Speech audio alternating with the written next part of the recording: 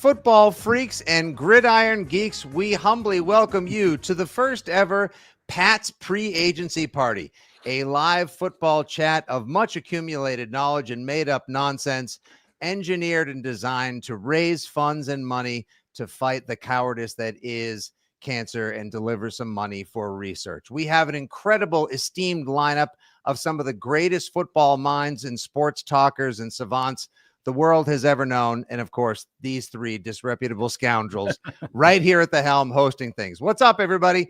Your old pal, Nick Fitzy Stevens here, otherwise known as the other guy. So Brian Scalabrine dubbed me from WEEI Afternoons and the Joker on the Jumbotron for your New England Patriots at home games, surrounded by these two beautiful, beautiful people right here. The Patriots beat reporters and expose extraordinarios, as we like to call them in the industry, from the Boston Herald, Doug Kyed and Andrew Callahan. What's up, boys? We finally made it. We did. I'm excited. Yeah, let's raise some money for cancer research. Obviously, a cause very close to my heart. My daughter Hallie passing away last year of AML. So let's get some good work going here. If you have any questions, send in a super chat, hit that little money sign, ask your question, do all that good stuff. And I'm excited. I've been excited about this since we first started planning it. So I'm ready to go.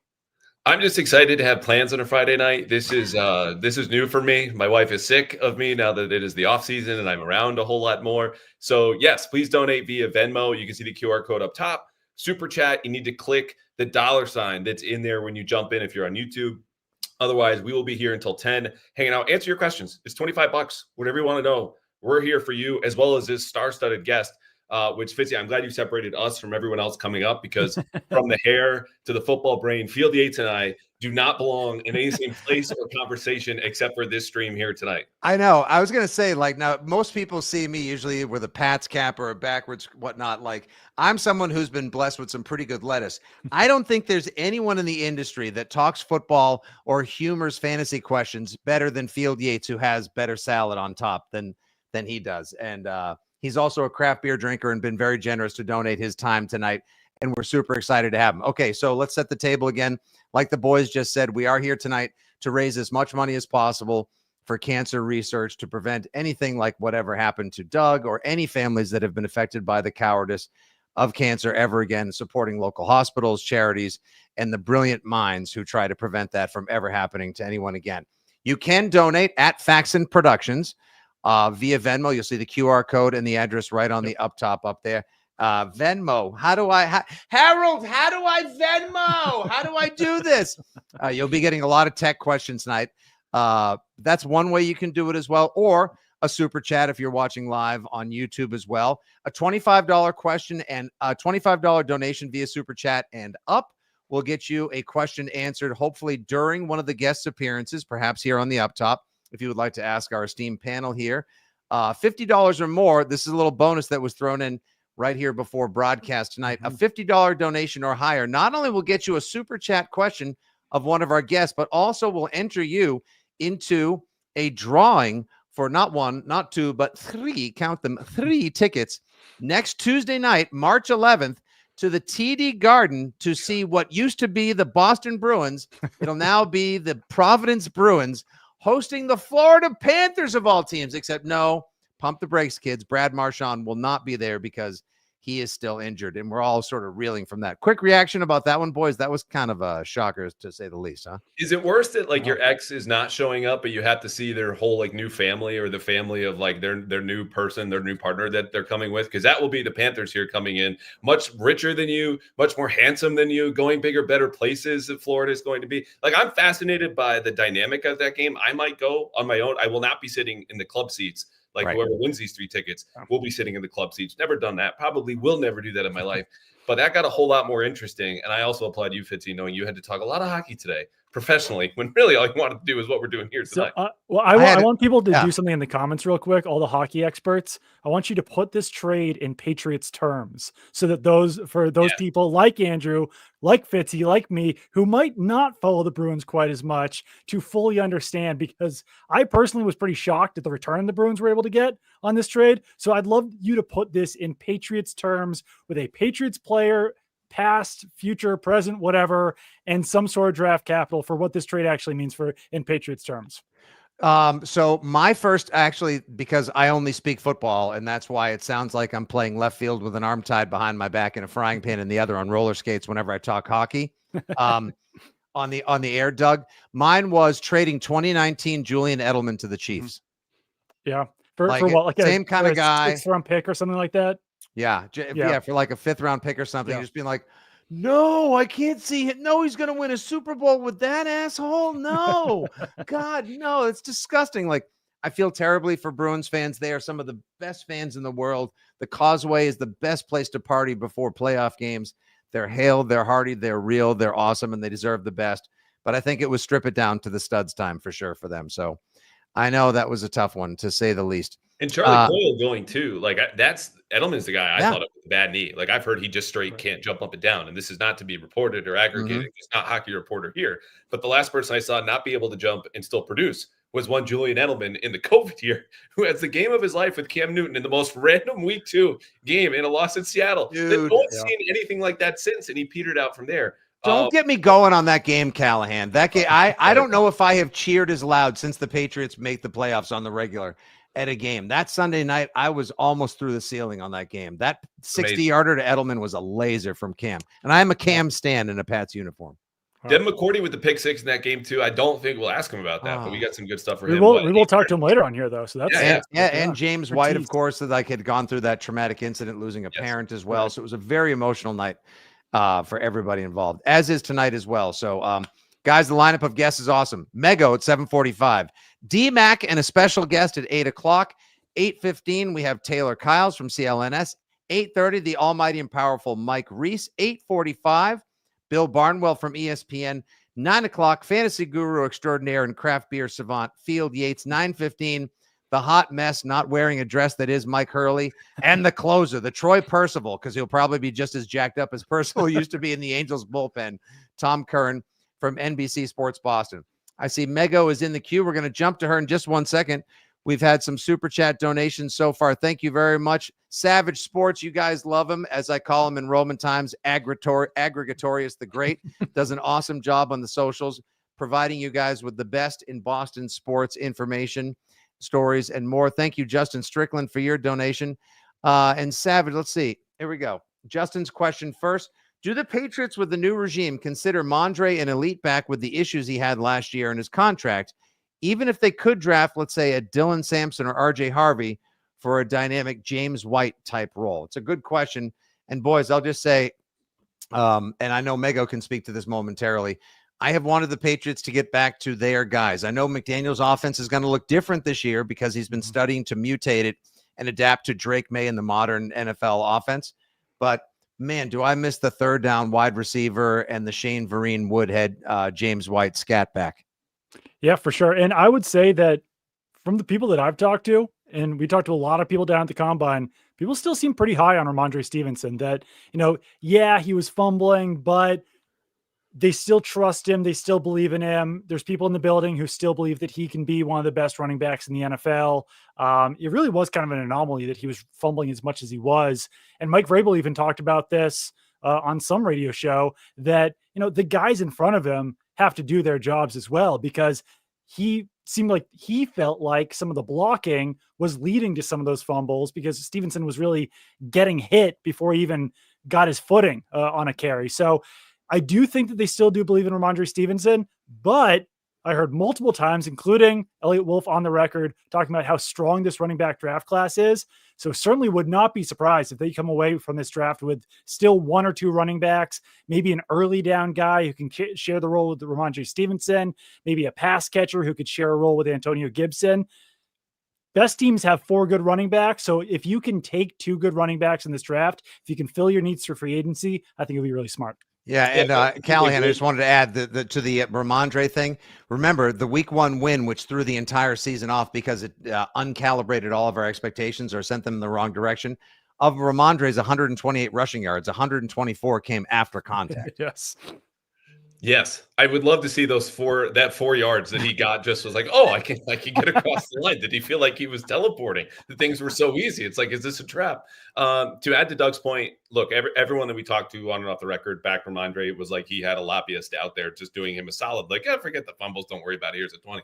But look, I think he's still got potential to be a blue chip player. We've not really seen him except for his rookie year with a functional offensive line. That's coming.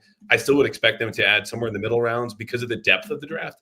And Antonio Gibson's got 2 years left in his deal, but we all know the last year and the 3-year contract, it's kind of funny money. So I think Gibson's got more time here, but they'll want to add and kind of plan out for the future and for Vrabel at a lot of positions to kind of just get his own guys.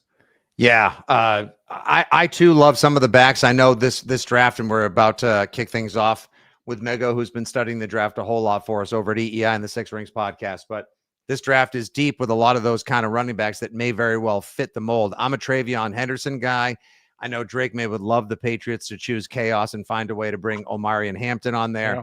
And I sent a Bears fan friend today a tweet saying that right now the possible number one target for the Bears at 10 would be Ashton Genty. And all I can say is with a repaired line and a brilliant mind like Ben Johnson, Caleb Williams, and some decent receivers, getting somebody like Genty would just be absolutely spectacular because, you know, it seems like with his relative athletic score, he's testing off the charts and might be Saquon-esque for somebody else.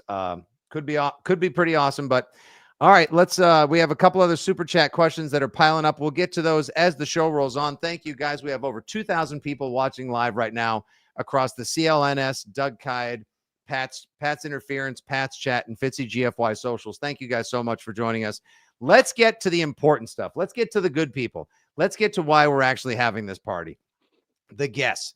Coming up first, ladies and gentle friends, she is the class, the refinement, the excellence, and the brilliance at WEEI and on the Six Rings podcast. She also does a phenomenal job with her weekly YouTube show for the Boston Celtics as well. You could fill all the oceans with everything that she knows about football, basketball, and so much more.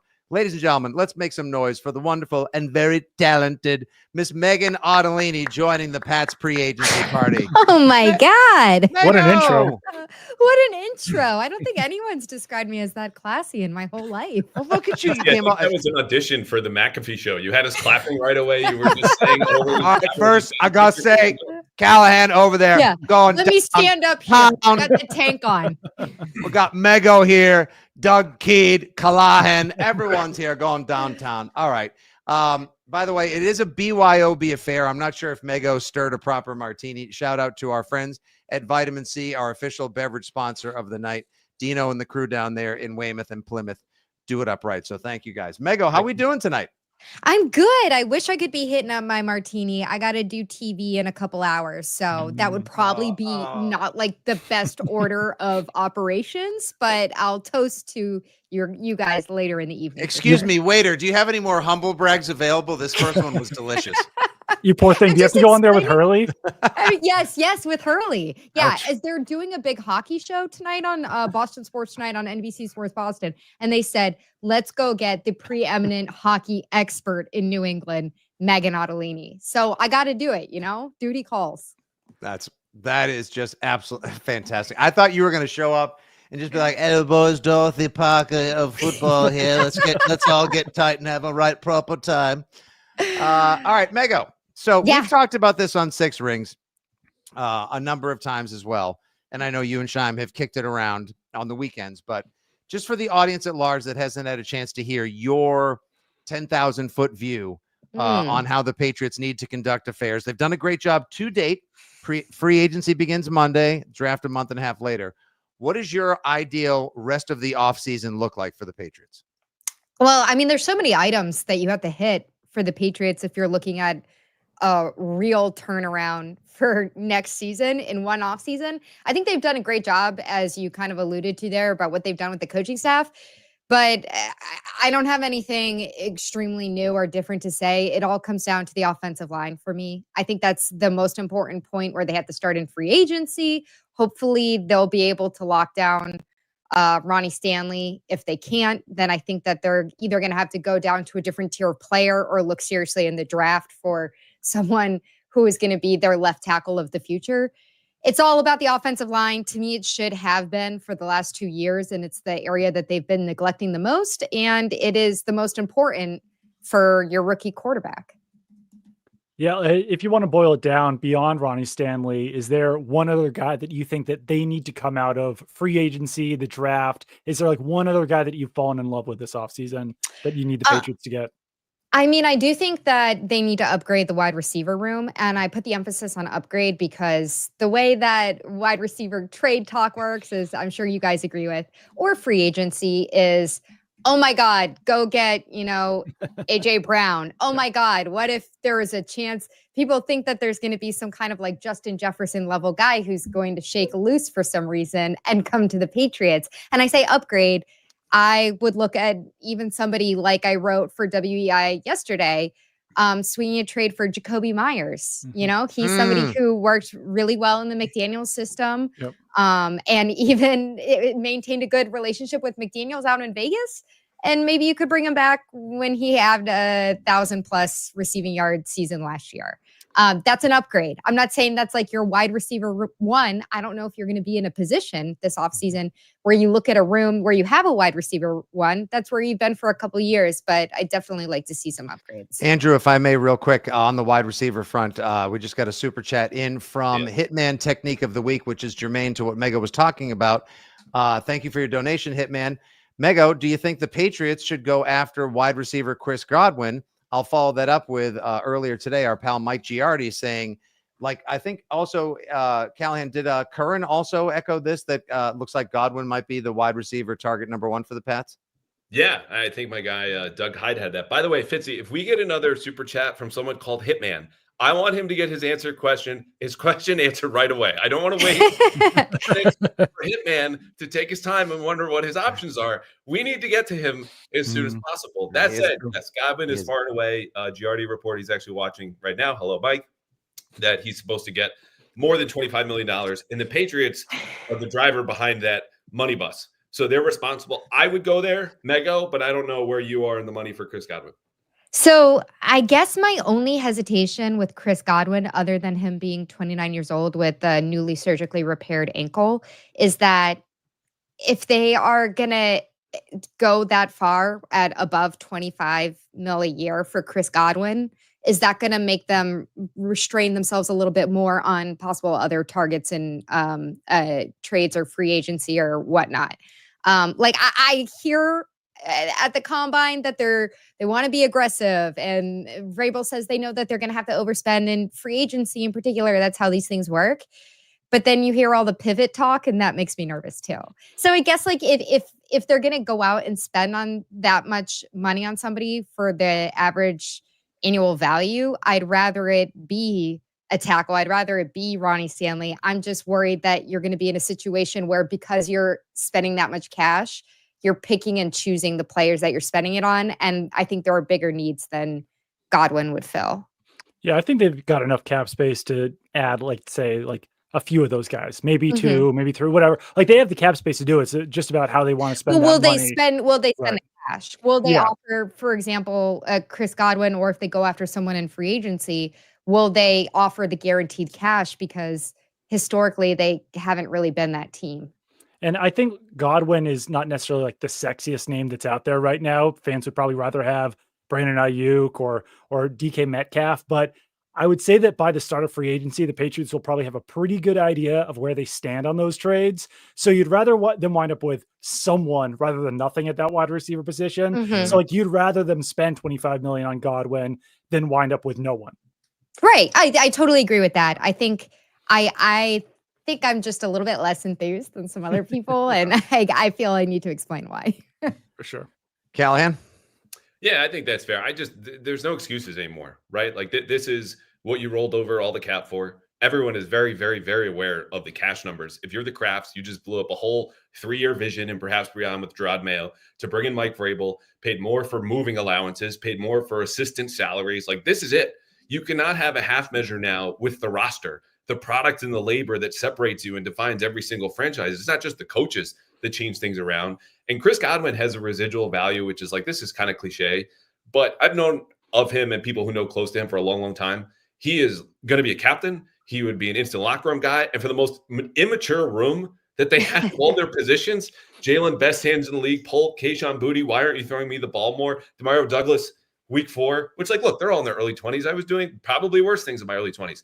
That guy sets a tone. He helps Drake May. He helps those receivers. He brings the culture Mike Vrabel wants to. So, yeah, I'm all in on Godwin, and it shouldn't prevent them. In my opinion, the opportunity cost should be minimal. This is Can we follow up there?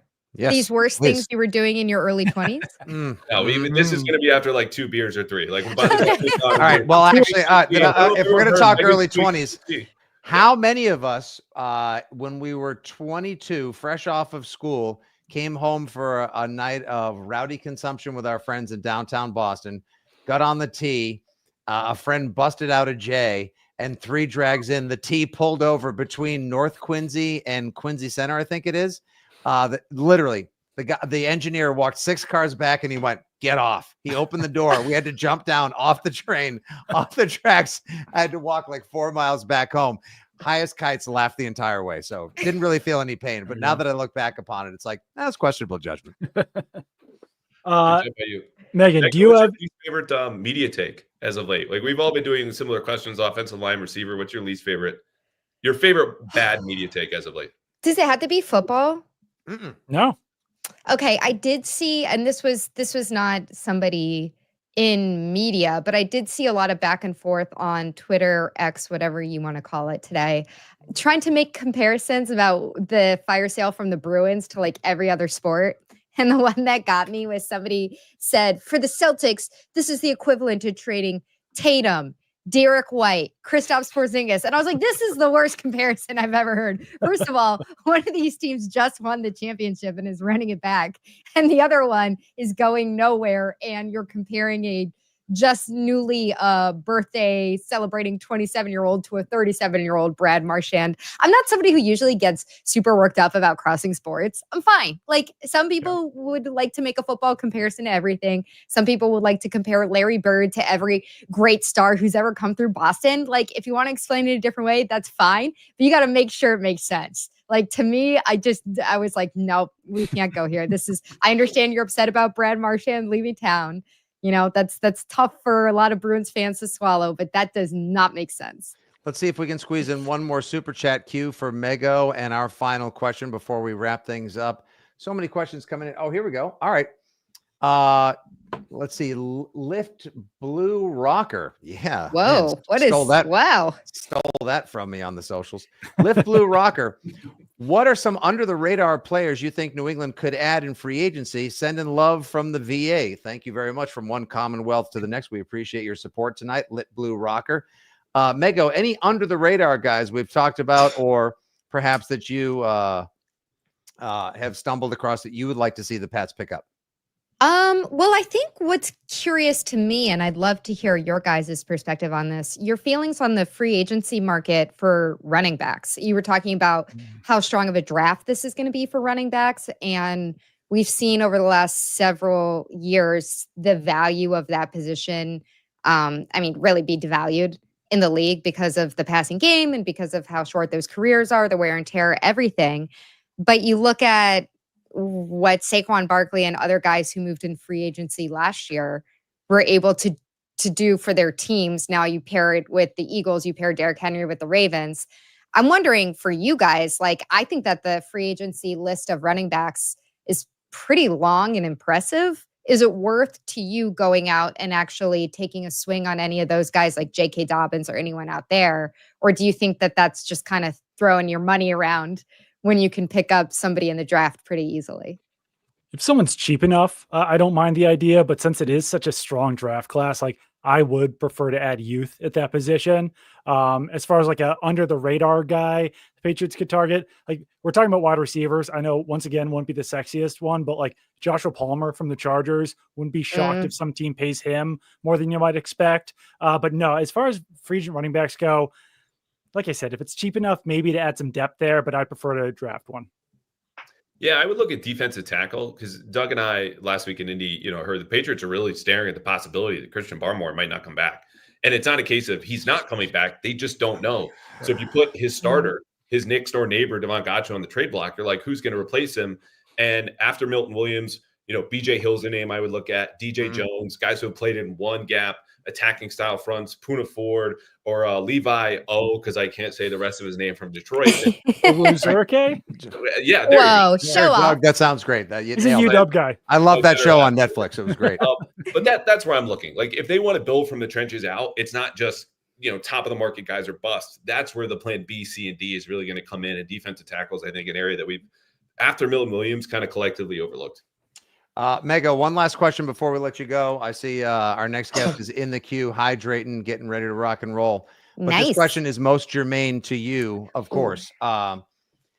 So last year, your team, the Commanders, did everything that they should do. We obviously don't want the Patriots to flip ownership, but they brought in a new GM, kicked out the jackwagon that was Dan Snyder. Josh Harris comes in, hires Adam Peters, who of course worked with John Lynch, and they go from 4-13 to 12-5. Now, a lot of it had to do with the fact that what they signed 10 of their guys in free agency started or contributed. They bought the ageless Bobby Wagner in, and then of course your quarterback was off the charts good. They go to 12-5. So, what are just a couple of things or ways the Pats could do to flip their script in 2025 and go from those Pats to Commander-style Patriots? I got to be honest. I think that what the Commanders did was so surprising, and I wouldn't say unprecedented, but it feels close to that.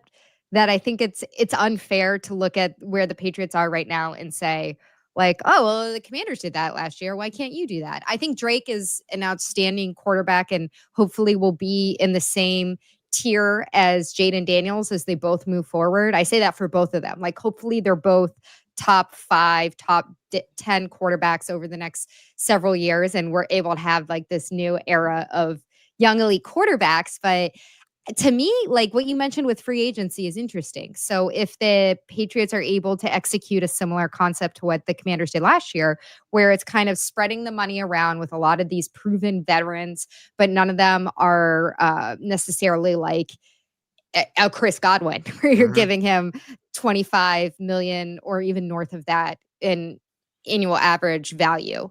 I think that that's probably a different kind of style of free agency than a lot of casual or just Patriot fans would like, because you're not going to get some of the spiciest working names. class Mego. No, it's the legit free. Well, I think that's a little bit harder to sell to people. The other thing I would say that I think is very much in the Patriots' favor that they've already done already is Dan Quinn is a coach who that team like will run through a wall for. They love the players always love Dan Quinn and they love that guy there. And I think they bought what he was selling hook, line, and sinker as soon as he came to town.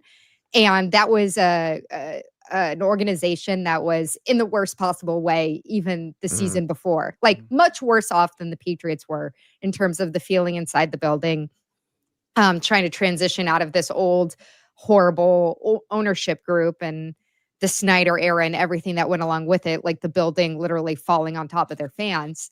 So I think like if you have Vrabel be anything compared to that, it's a great start. Yep, it is. And by the way, also, if you say Dan Quinn's name fast enough, it sounds like a forgotten planet in the Star Wars universe. So just a stupid. Okay. My one Star Wars reference You know tonight, I'm not Callahan. a Star Wars guy. You said it was okay. You said, Andrew, you said I could get one Star Wars joke in. That's all I wanted tonight. One per segment, please. Yeah, Dan Quinn. Yeah. Also, shout out Sean Tangway. Thank you so much. A $100 super chat. No questions. Just want to support the cause. Sympathies to the Kyed family. Thank you so much. Thank you so much, Sean. That is incredible of you. Mego, great time. Good luck on TV tonight. Yep. Listen to her on the weekends on WEEI. Read her stuff at WEEI.com and follow her at Meghan_Ottolini. We all love you here. We appreciate you so much. And thank you for your time. Love you guys. Meghan. Love the Kyed family. Thank you. Bye, Mego. And there she goes. Oh, and she gets balloons and confetti. Wow, we're off to a great start. Before we bring in our next guest, I do want to shout out CLNS. Thank them for all the help that they're doing behind the scenes for us. They deserve all the credit in the world for everything that they're doing to get this on air. So thank you to the CLNS family. Yeah, and follow Patriots Press Pass on YouTube. That is where all the Patriots content, mine, Greg Bedard, we have Taylor Kyles a little bit later, all of the podcasts that are there, press conference clip, Pat's Daily, Mike Cadlick, Brian Hines, Alex Barth, follow CLNS. They're making this happen. They do great content. They keep getting better and better. So follow them there. They do awesome work. And you know who else did awesome work? Guys, I mean, I work in radio and market 10, so segues are a thing. Shout out 4,100 people watching live. Thank you guys so much for tuning in, helping the cause and spreading the word and helping us do the deed tonight. This guy did a pretty good job at, I don't know, delivering pregame speeches, getting people hyped, or I don't know, just intercepting passes on Monday Night Football. How about a pick six for the one and only Devin McCourty, everybody? D-Mac, what's up, man? D-Mac. Oh, how cool is it? The number spiked because everyone thought Mike Reiss was going to come on. So shout out Mike Reiss getting it to 4,000. Let's go, Mike. Right? People are just like, oh, man, D-Mac, I've heard his stories. I see him on Sunday Night Football. I don't get enough of the pride of Framingham. How you doing tonight, my man? I'm doing well. How you guys doing? We're doing all right. I really appreciate you coming on here, first of all. No problem. Hey, Andrew, I'm living like you. I don't know about the rest of these people. Megan talking about she can't have a drink and go on TV. What are we doing? It's 2025. That's fine. I don't know how you do radio at EEI if you're not, a little like in the back. I thought that was normal. Yeah. What are you sipping? Little tequila. Nice. Are you a Reposado or a Blanco? I'm a Reposado guy. That's my guy. Got a Reposado. Exactly. I'll you know what? I'll put myself in timeout for that one, guys. I apologize. So DMAC, actually, what we've been doing tonight, as you can see, or you may have heard while you were backstage, was if people donate $25, they get to ask a question at some point during the night. 50 or more, they get entered into a Bruins raffle. Or in the case of your friend and ours, Trish Kennedy, has a suite at the stadium, used to own Zudi, team sponsor as well. You could make a massive 4-figure donation before the party even got started to help support the cause towards cancer research. And she said, I want to get this question asked, and I would like Devin to answer it. So I'm going to hit you with a fun one right off the top, buddy. Glad you got the tequila in your hand. Trish asks, Dev, if you or your brother were back and about to go to college, because, Bill loved you guys. I don't know if anyone knows they went to Rutgers. But if you were about to go to college, would you play at University of North Carolina, knowing everything you know about Bill Belichick? I thought that was a great question, actually. That's good. I would. I mean, look, I was the special teams player that got drafted in the first round that turned it into 13 years in New England. So I'm hoping Bill and Steve are still in North Carolina, or one of the Belichicks, with Brian being there too. As my son, if he's good enough. And even if he's not good enough, I feel like they owe me a scholarship to North Carolina for at least one of the two boys. So it won't be me, Trish, but one of these young McCourtys will be heading to North Carolina. And I'm excited because I want the gear. I want all the Jordan brand gear. So that would probably be the number one reason why I would go to North Carolina, is for the gear. But Belichick would be a good number two. That's a headline right there. Devin McCourty sending his son to UNC. It's decided already. There we go. And they don't even know if he's going to be good yet. Exactly. Oh, yeah. I think the excitement is crazy high for North Carolina. I think the TV ratings will be great. I bet those tailgates will be awesome. First episode of College Game Day down there this fall. I think it's going to be spectacular. Yeah, absolutely.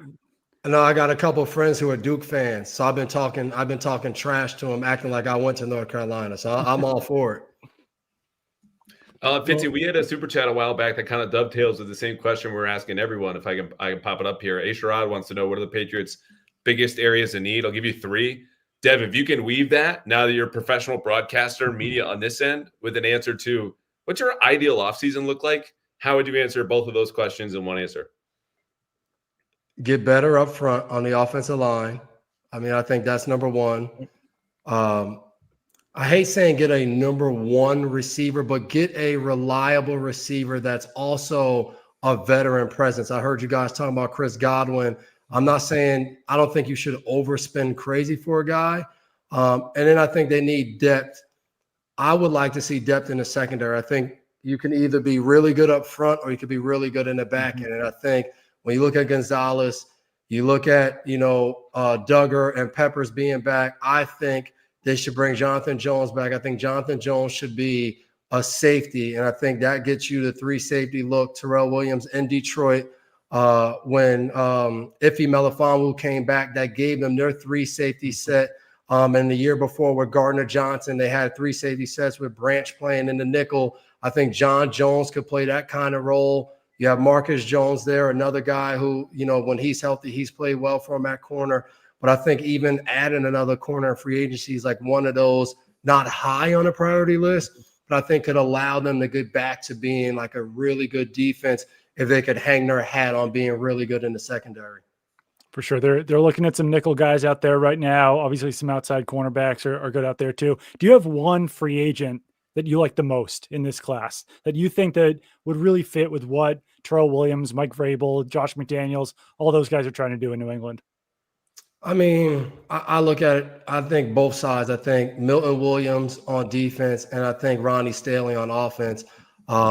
And it's not sexy, but I think when you want to start to build a team and you want to start to say, hey, this is what we want to hang our hats on. I think of Vrabel as like this tough guy. You want to play a certain style. I think investing in that shows everybody, your players and, the media, everyone else that, hey, this is what we're going to be built on. To me, it's very similar to the Chargers deciding to draft Joe Alt this year and saying, this is what we're going to do. And not the perfect season, but they were in the playoffs this year. And I think what you invest in and who you invest in shows and sends a message to everybody. And then hopefully you start to move in that direction.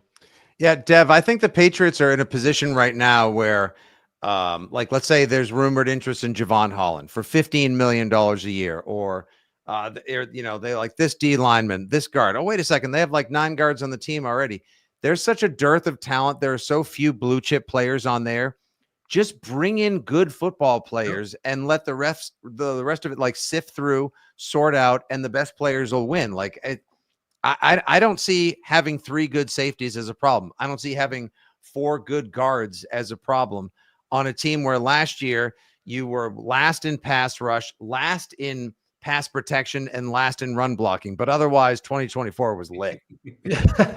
And one of the interesting things is that we don't know how this coaching staff views the roster. Like that hasn't really shaken out yet. So like you just said, what's wrong with having 3 good safeties? We don't know how they view what they have at safety right now. Do they like, having Jabril and Kyle, both kind of strong safeties, guys that'll knock your heads off, can play down that linebacker? Do they like that? Is that what Terrell Williams wants to build on? So we don't know. They could be sitting there saying Javon Holland's a priority because we want a true kind of free safety. Like that's I think the hard thing to truly figure out, because you have Vrabel in Tennessee, and it was unique because you had Derrick Henry, and you're not going to get Derrick Henry. You're not going to find a guy like Derrick Henry. You're not going to find a guy like A.J. Brown. Like those 2 guys are so different. So we can't just automatically think they're going to build the team that way, because I would also say I think the ceiling is higher for Drake May at the time when they had Ryan Tannehill. So it's hard to predict that, as we sit here and say like this player is good, they got to find a way. Like they might be like, hey, he was great. I mean, good job for what you did for the Patriots, but this isn't what we see going forward. And they might want to replace certain guys that we think are shoo-ins. So, Deb, we got a couple questions in our chat here that I want to get to in a second. But real quick, there's a story I did a number of years ago where I learned Wednesday morning, you guys were in the team meeting, Bill would be part professor and psychologist and historian and break down every single team down to their core, how they thought, what they want to do, and how they're going to do it on Sunday. When you prep for Mike Vrabel's Titans in 18, and then 19 in that wild card game, and then 21 when you had him at home and blew him out, aside from Derrick Henry and A.J. Brown, what elements of what Bill was telling you guys do you think will resurface in New England about how this team will play, what they want to do, and how they think? What do you mean besides Derrick Henry? In a playoff game, he ran for like 175 yards. But I think that the thing you have to be prepared for is some of the things you might not see all the time. Like they went 2-3 tight ends. They did different things like that of getting big. And then they had Jonnu Smith, who could also play a little bit of like a pseudo wide receiver. So I think being prepared for the kind of unexpected. And I think on the other side, defense, like when you're preparing for their defenses, be prepared for them to stop what you do well. I think that's at the core of Mike Vrabel with all of the New England background, Bill Parcells, Bill Belichick, of you're not going to come out and think, hey, we're really good at, throwing the ball outside, and that they're not going to have a plan to stop that. I think those kind of key things. It's going to be a tough football game from an offensive standpoint. I don't care who the running back is. He's going to probably try to win the game up front, running the ball, and then play to their strengths.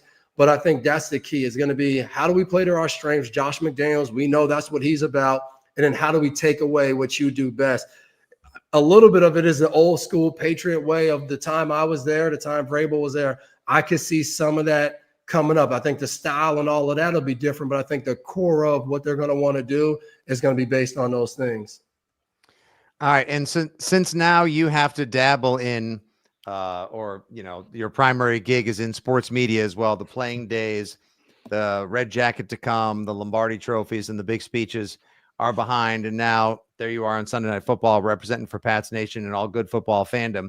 We'd love to know, what is your favorite worst take in football or sports that you've stumbled across, maybe while doing Sunday Night Football or recently? Did you read something and just go like, damn, you got to be kidding me? What I always hate this time of year is how the draft, like, projections change.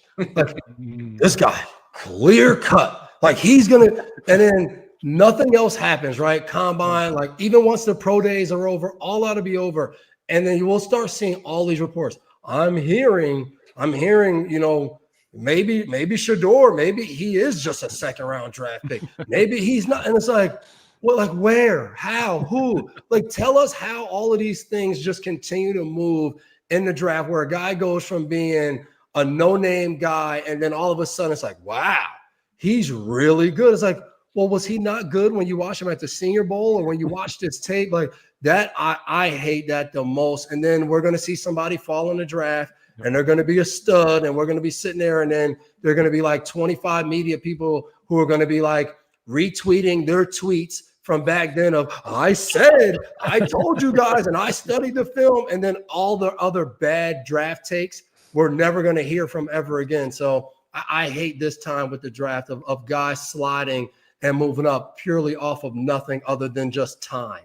Spoken as a guy who slid in the draft. Obviously, Devin's upset about being projected top 15, and you. No, they said I was going to be a third rounder. True. No way. I was sitting there watching the draft and like, I hope first. they take Kyle Wilson. Devin McCourty comes off the board. It's like, who's this guy? I got drafted instead of Des Bryant. I was going to say, like, is now the time where it's okay to say, I was on an airplane, Dev. I was about to take off and fly from New York to LA, and I'm tracking the draft on my phone, and I'm waiting for like Des Bryant to come up. And all of a sudden, Devin McCourty, New England Patriots, comes up, and I was like, Devin McCourty, who the fuck is this? And then we took off, and they made me shut my phone off. So I had to sit on your name for 6 hours. I was like, who's this guy from Rutgers, and why couldn't I get Des Bryant? Imagine what he would have been tweeting if he had Wi-Fi, of how pissed he was in the air, seeing that there's like, and then they were showing gunner clips and talking about how good I was on special teams. He'd have been going nuts. Those would be deleted by now. What Wi-Fi's like on a plane? Doug, you're right. It'd be long gone.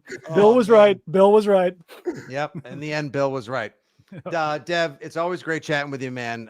Everything you do is great. You're kicking ass on Sunday Night Football. Obviously, everyone in the chat appreciates you. And by the way, the viewership only went up by 30% during your time here. So it only matters if everybody else's goes up higher. As long as Tom Curran's doesn't go up higher than mine, I'll feel like shit if Curran gets more viewership than I. That'll piss me off more than anything. Hey, Doug, appreciate you, man. Wouldn't miss this. Love everything you do, and happy I got to come on here and support you tonight, man. Awesome. Thanks so much, Debbie. The best.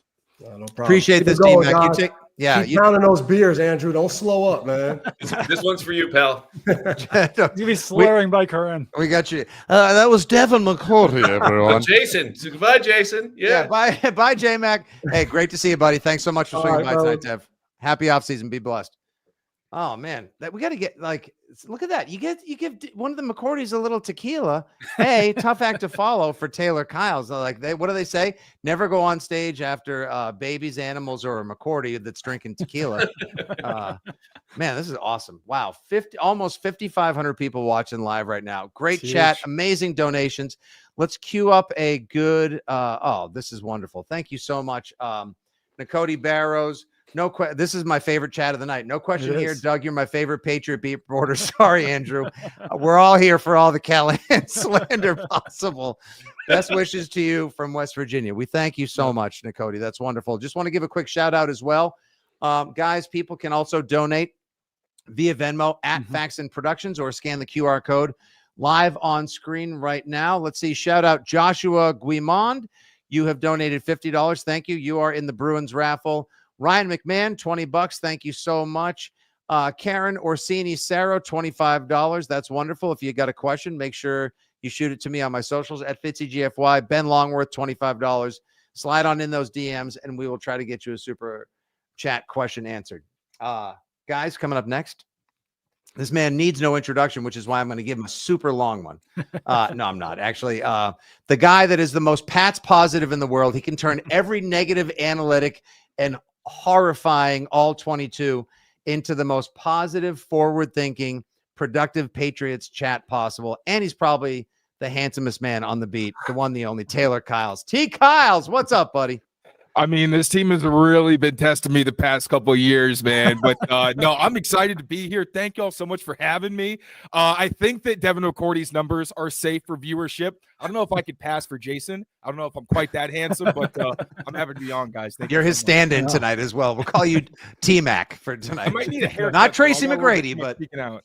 That is true. Oh, all right, Callahan, you want to kick things off, big guy? Yeah, this is not on the rundown. Taylor, you must be a great wingman. Like, I needed you in college if we're doing the optimism in the resume. Like, you just to hype people up the way that we're talking. Like, Vidarian Lowe's giving up his 9th sack of the year. But, man, the footwork here was so center. Like, Callahan's, like, getting his 7th C+. But, you know, like, he's a good hang after midnight. You know, I could have needed you there, I think. Are you a good wingman? Oh, ask Ahmed. I'm a pretty good wingman. I mean, he makes it a little bit easier, but I mean, it helps when you got lovely people around you. Darian's a nice guy. I'm like, oh my God, look, this is my buddy Andrew. He's the sweetest guy I've ever seen in your life. And then obviously you're in a corner, like talking to all the important people. At least that's what's going on at the combine. So, you know, good people make it easy. Good, right, good wingman. Hold on. Bullshit. No, Whoa. he's going to swing by. No, he's going to swing by. He's the guy that accidentally steals the girl. He comes in to help you out. And then Taylor steps in, and then they're like, wait a second. Tall, handsome, super articulate, forward-thinking, progressive. Now I'm going to go with the home of this guy right now. Luckily, I'm spoken for. I was I'm going to all for say, the yeah, boys. he's taking All the for the thing. boys. Yeah. I Yeah. know you are, and you are a very lucky man as well. And we're lucky to have you. All right, Callahan, take it away. You and I did this, I think, a month ago. Ideal offseason, lay it out. I accused you of shopping at the dollar store because Patrick McCourty, who's now on everyone's list, so we can say you were first there. But you got a lot of money. How are you spending it? 30, 60 seconds here in the ideal Patriots offseason. Spend it on whoever wants to take it is my plan, man. I think they're playing with monopoly money. It's not a matter of like how many guys can they get. It's who can you get in the building. I'd love me some Ronnie Stanley, Patrick McCourty, rebuild that Ravens line, throw in another Raven. How about Morgan Moses? Really beef up the trenches. Obviously, you know, I've been like Milton Williams all the way since like November, December. I'd love to see him in the middle. I really like me some Milton Williams. Jamie and Sherwood, 216 pounds. Dude's a thumper. Perfect fit for Vrabel's defense. I'd love some Chris Godwin, too. Still, some stability in the wide receiver core. Maybe trade for a DK or an Ayuk if they can stomach the idea of coming to Massachusetts, which, you know, apparently they're not huge fans of. But go outside to get those receivers if you can. Beef up them trenches and get yourself some defensive playmakers as well. Love that. Yeah, if you had to boil it down to one guy, either it's in free agency, the draft, like a sleeper. I know you just mentioned a bunch of guys, but if you had to boil it down to one guy that you really want the Patriots to bring in this offseason, who would it be? If we're talking realism, I think it's Milton Williams. I want to say Ronnie Stanley. I don't know if he's really going to consider the Patriots over the Ravens or the Chiefs, but Milton Williams, I think you can get him. You can throw as much money as he could possibly imagine. And I think he's a guy that's more than just a pass rusher. I think he's a guy who's gotten his hands on some passes. He can bat him down. Creates opportunities for other people. Like he gets his edge rushers some sacks because he's able to force quarterbacks to step up in the pocket.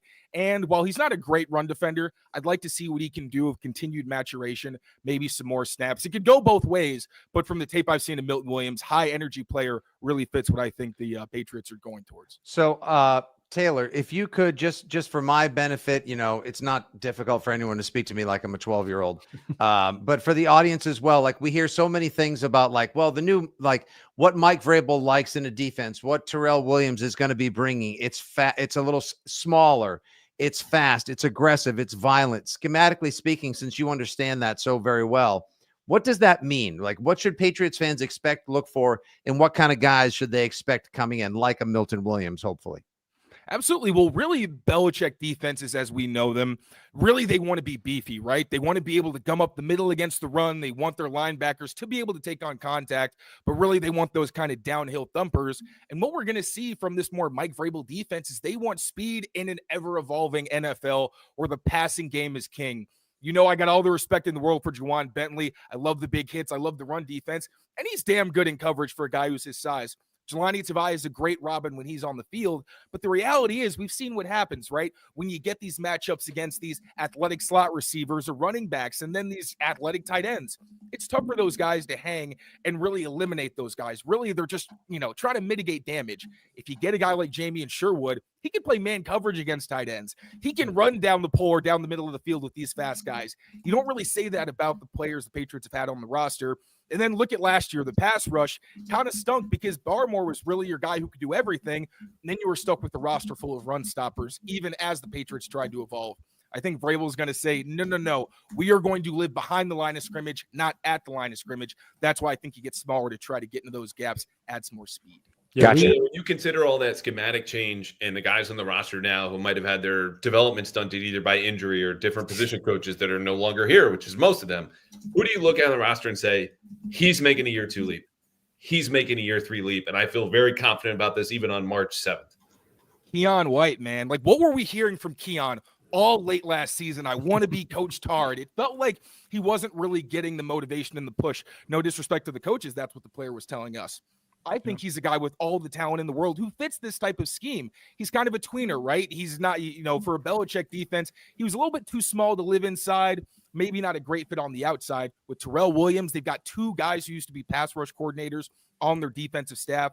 Maybe you see Keon White continue to develop those outside moves. We know he's a great interior rusher, right? He's elite in that category. Him and Milton Williams, scary thought. But if you can get a Terrell Williams to really round out his game and thrive in this more upfield defense rather than one where he's reading and reacting, I think that's going to fit his style perfectly. The versatility he's got, the motor, all the explosiveness, man. I know that we don't talk about Keon a whole lot because, didn't turn a lot of those pressures into sacks. Maybe we see more production and more, stat piling in 2025. Yeah, I had a question about linebacker because Andrew and I, just from talking to people down in Indy, want their defense, the Patriots defense, to get faster, like faster at linebacker, faster up front, probably faster in the secondary as well. So if it's not Sherwood, if Sherwood signs somewhere else, is there another linebacker in this free agent class or even in the draft class that you've seen that is that type of like smaller, speedier player, but still actually plays like a linebacker? For sure. There's Dre Greenlaw, first of all. It seems like the Patriots Oh, that's right. Robert Saleh style defense, right? They're looking at, you guys reported Byron Murphy Jr., Charvarius Ward, DJ Reed. Like, they're all in that similar. Okay, I love Charvarius Ward. I'm such a Charvarius Ward fan. I really am. I love his game. I would love for him to come to Foxborough, Taylor. He's a baller, man. He's maybe the best cornerback in 2023, where last year was tough. He went through some tragic circumstances. He wants a fresh start, somewhere far away from San Francisco. Maybe the Patriots can give him that. I think he'd be a great fit if they want to go toward that more aggressive style of defense. Also, Nick Bolton. I was kind of, I thought he'd be a guy who was near the top of their list. Is that lighter linebacker who can also play against the run. Been to the Super Bowl multiple times as part of that really good Chiefs defense. And then in the draft, there's a couple guys I got to say I love. UCLA's Carson Schwezinger. Hope I'm saying that right. He looks like the bad guy in a 2000s Disney movie about surfing. But I mean, the dude is smooth as hell. He's just read, find ball, attack ball. Great instincts, incredible speed. He'd be very different from what we're used to. And then my guy, Jeffrey Bassa out of Oregon. I really like him. Converted safety. So again, fits that mold. Those are 2 guys I think can be leaders of the defense for a long time, make some plays. I'm here for all the pop cultural references to any players available in free agency or the draft, because when people keep asking like, hey, Fitzy, is Mike Vrabel really that big? I'm like, yeah, no, he's football Hagrid. He walks into the room and he's a good 1.5 feet bigger than everybody else. He's just purely intimidating. I want to ask you just an organic question to all this. When did you develop your love of football and like the analytics and like the way you study film and the way like you see it a step or 2 further than everyone else? And sometimes if you're not just like watching on a phone or a laptop or a home computer, I see you like Russell Crowe in A Beautiful Mind, like grease penciling out plays just to fully understand how the X's and the O's and mesh and work together. Well, first of all, I have to thank my parents for passing along their ADHD. It's been a huge help, to be honest. So like, I honestly did not watch football. I did not like football until I came to New England. I went to boarding school. Shout out Fessenden, the Fessenden School in Newton. Really didn't like sports or anything. Yeah, until I got to Fezzy. Actually did a camp last year with Joshua Uche. That was really awesome. Got to help out some kids and teach them how to play football. Nice. That was Things awesome. worked out for him, so. Absolutely. Almost got himself a ring. Actually met up with him at Super Bowl. He was in good spirits. But I started watching football when I got here. I honestly didn't know about the dynasty. I just knew everyone was talking about the Patriots all the time. I didn't know who was who. Started watching, then kind of got curious because, I went on the internets when they were playing well and saw everybody like constantly angry. And I was like, I don't understand this. Maybe I need to watch closer. And then kind of got obsessed, man. Just started reading and watching all of you guys. Fitzy, I used to watch your videos, the shit Pats fans say, in my dorm at Fezzy, which is like, I remember the first time I met you, I was like, this is an insane full circle moment. And obviously, like Doug and Andrew, I was reading you guys for a long time, kind of showed me the way. But yeah, from there, it was just I fell in love with the game. And it was just constantly wanting to learn more, reading things from people who knew more than I did, and hoping that I could take in enough information to kind of try to do it my own way. And also, Evan, obviously, is a huge help in everything he's learned. I've just like crammed into my brain over the years as well. Should we throw one more super chat, Callahan, Taylor's way before we rock and roll on? Yeah, let's do some transactions. Alex Anthony, $25. Thank you. And you can jump in. Any question you want answered, jump in with the super chat on YouTube, hit the $sign, type away, boom, it's there, and it all goes to support cancer research. He wants to know, can we send Joe Milton to Seattle in a package for DK Metcalf? Any thoughts, especially now that Geno Smith is gone? Whoa. I like it, man. I think we kind of saw last year with Joe Milton, not at all someone you thought was going to be an issue in the quarterback room, but didn't seem like someone who, Doug, we talked about this the other day, doesn't really seem like a guy who sees himself as a career backup. Right. He wants a chance to compete. So I think it makes a lot of sense to move him. He's got some good things on tape, more than I certainly didn't expect to see what I did, albeit against the Bills backups. But I think he showed some legit upside and playmaking ability. And we all know teams are, one injury from really desperately needing a quarterback. So with no better options right now for Seattle, I say pull the trigger. I love the idea. As long as, again, DK can humble himself and come down and hang out with us in Foxborough, Providence, wherever. Yeah, but he doesn't like the weather. DeKalen Zacharias Metcalf doesn't like the weather, so F him. They also said Massachusetts takes too long to say, which I guess that's kind of true. But we've got to like make a case for Massachusetts. We got to make a case for New England on this show, just so that free agents want to come here. It's a nice place. It's a good place to live. Weather's not that bad. I grew up in Seattle. I'm in Massachusetts now. It's not that different. So yeah, Massachusetts not a bad place to live. One DK to another. Doug, you have to be the point man on this.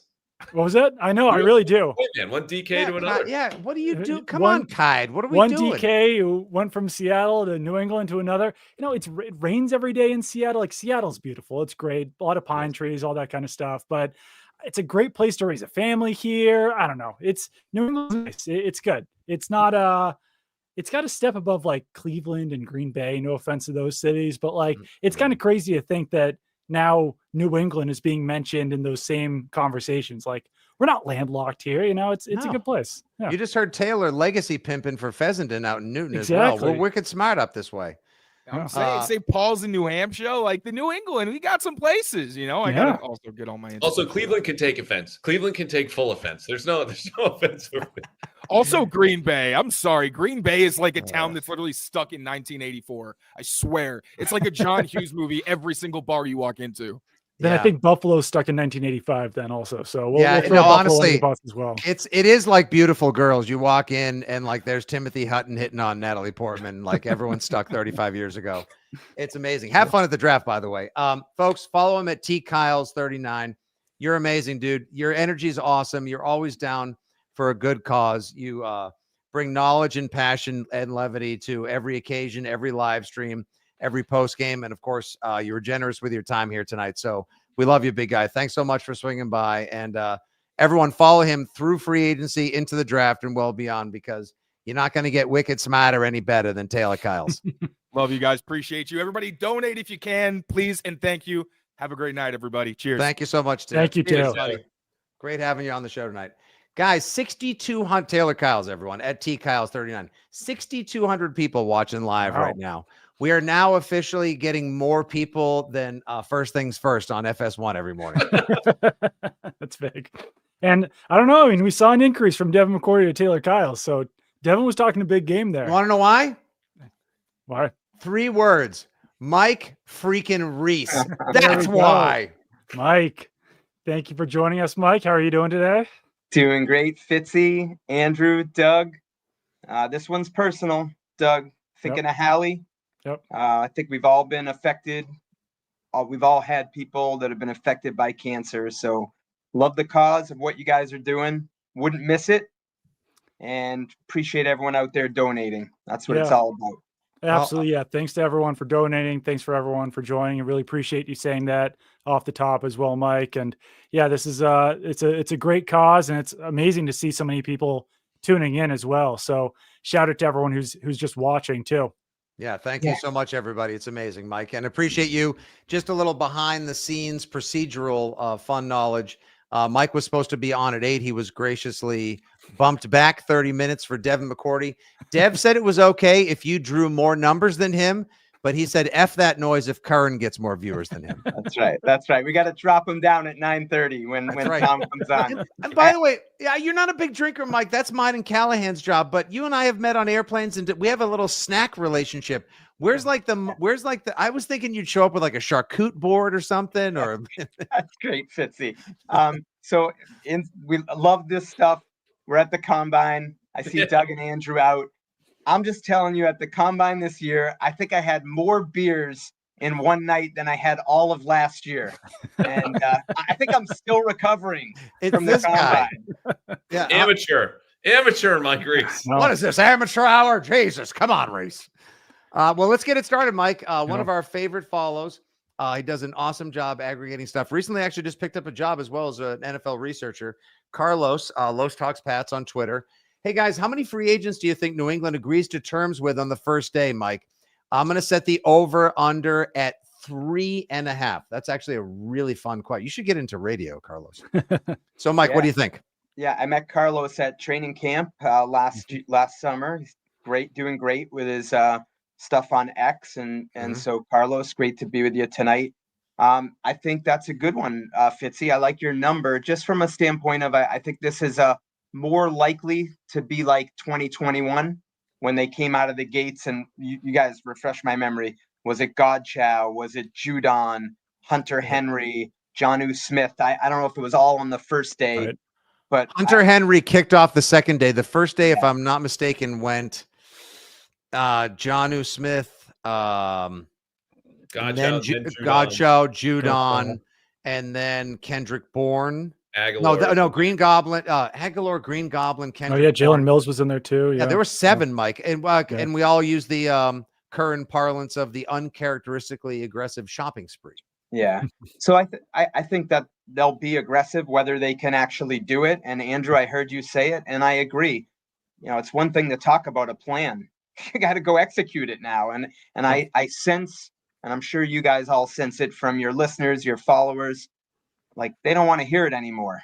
They just want to see the results. And I think that's very fair. So 30 to 60 seconds, Mike, what's your ideal offseason? Like if they are aggressive and this goes well, I mean, within reason, right? You're a reasonable guy, but give us what you would like to see from them on Monday. So Andrew, they need a left tackle starter. They need a defensive tackle starter. They need a wide receiver, top 3. They might need a starting off the ball linebacker, as I see it. And they might need a starting corner opposite Christian Gonzalez.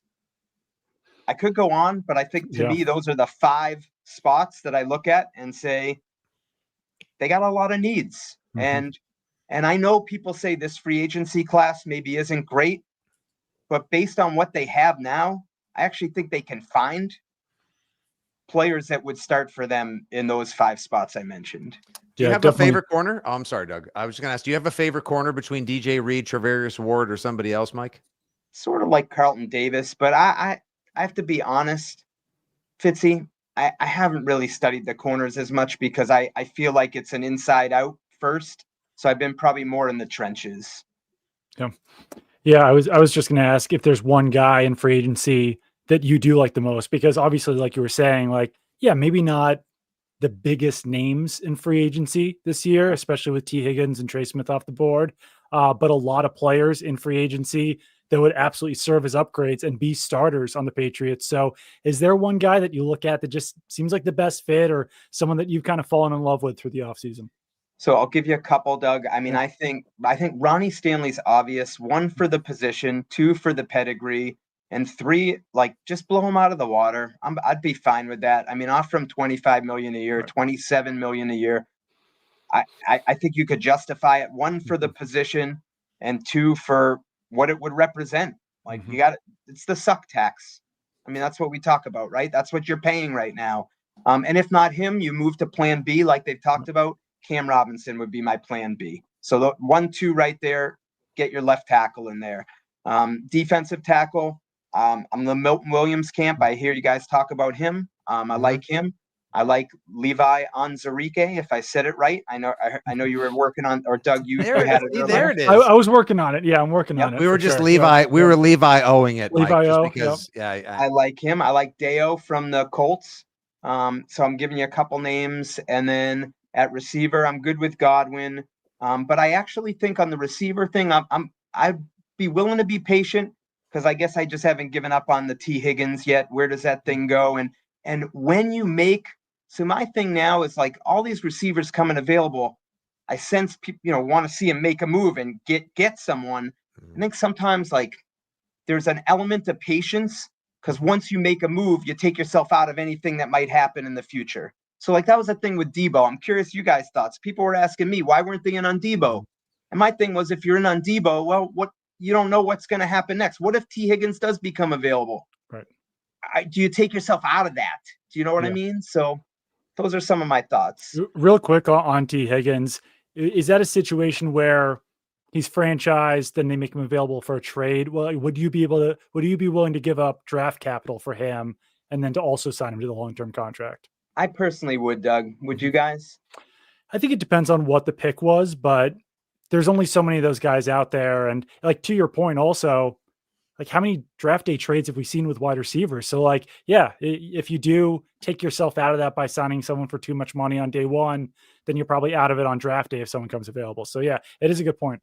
So this is a different situation, but, because DK Metcalf has not been franchised, but he's available, and that might be a little bit less draft capital, or at least comparable. Mike, if you had your pick between two guys at similar points in their careers, similar style, both play the X position, if you had to trade for T. Higgins or DK Metcalf, where are you there? I do T. And I'm thinking culturally, probably just my assumption would be maybe just a little closer aligned with the Vrabel culture. Just my sense. I don't know that for sure. And as I answer that, Andrew, I want to ask you guys a question. I do wonder if they missed an opportunity on Christian Kirk, who I liked. I thought the price of a 7th round pick for the 1 year at $15 million. Part of me, as I've thought about, Debo, I was fine with that passing through. The DK, I'm not personally as big on the DK conversation, but that's just me. I like T, but Christian Kirk was one where I thought, just based on the price, I wondered why the Patriots weren't in on that, or maybe they were and they didn't get him for whatever reason. Let me see if I a super fast answer on that one.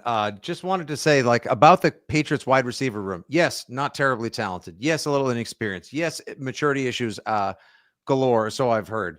But I still don't think we've gotten the proper look at them, because they had a guy that was coaching high school 2 years prior to coaching the receivers room last year, Mike. The offensive line was a tire fire, and that's putting it politely. Nothing was functional last year.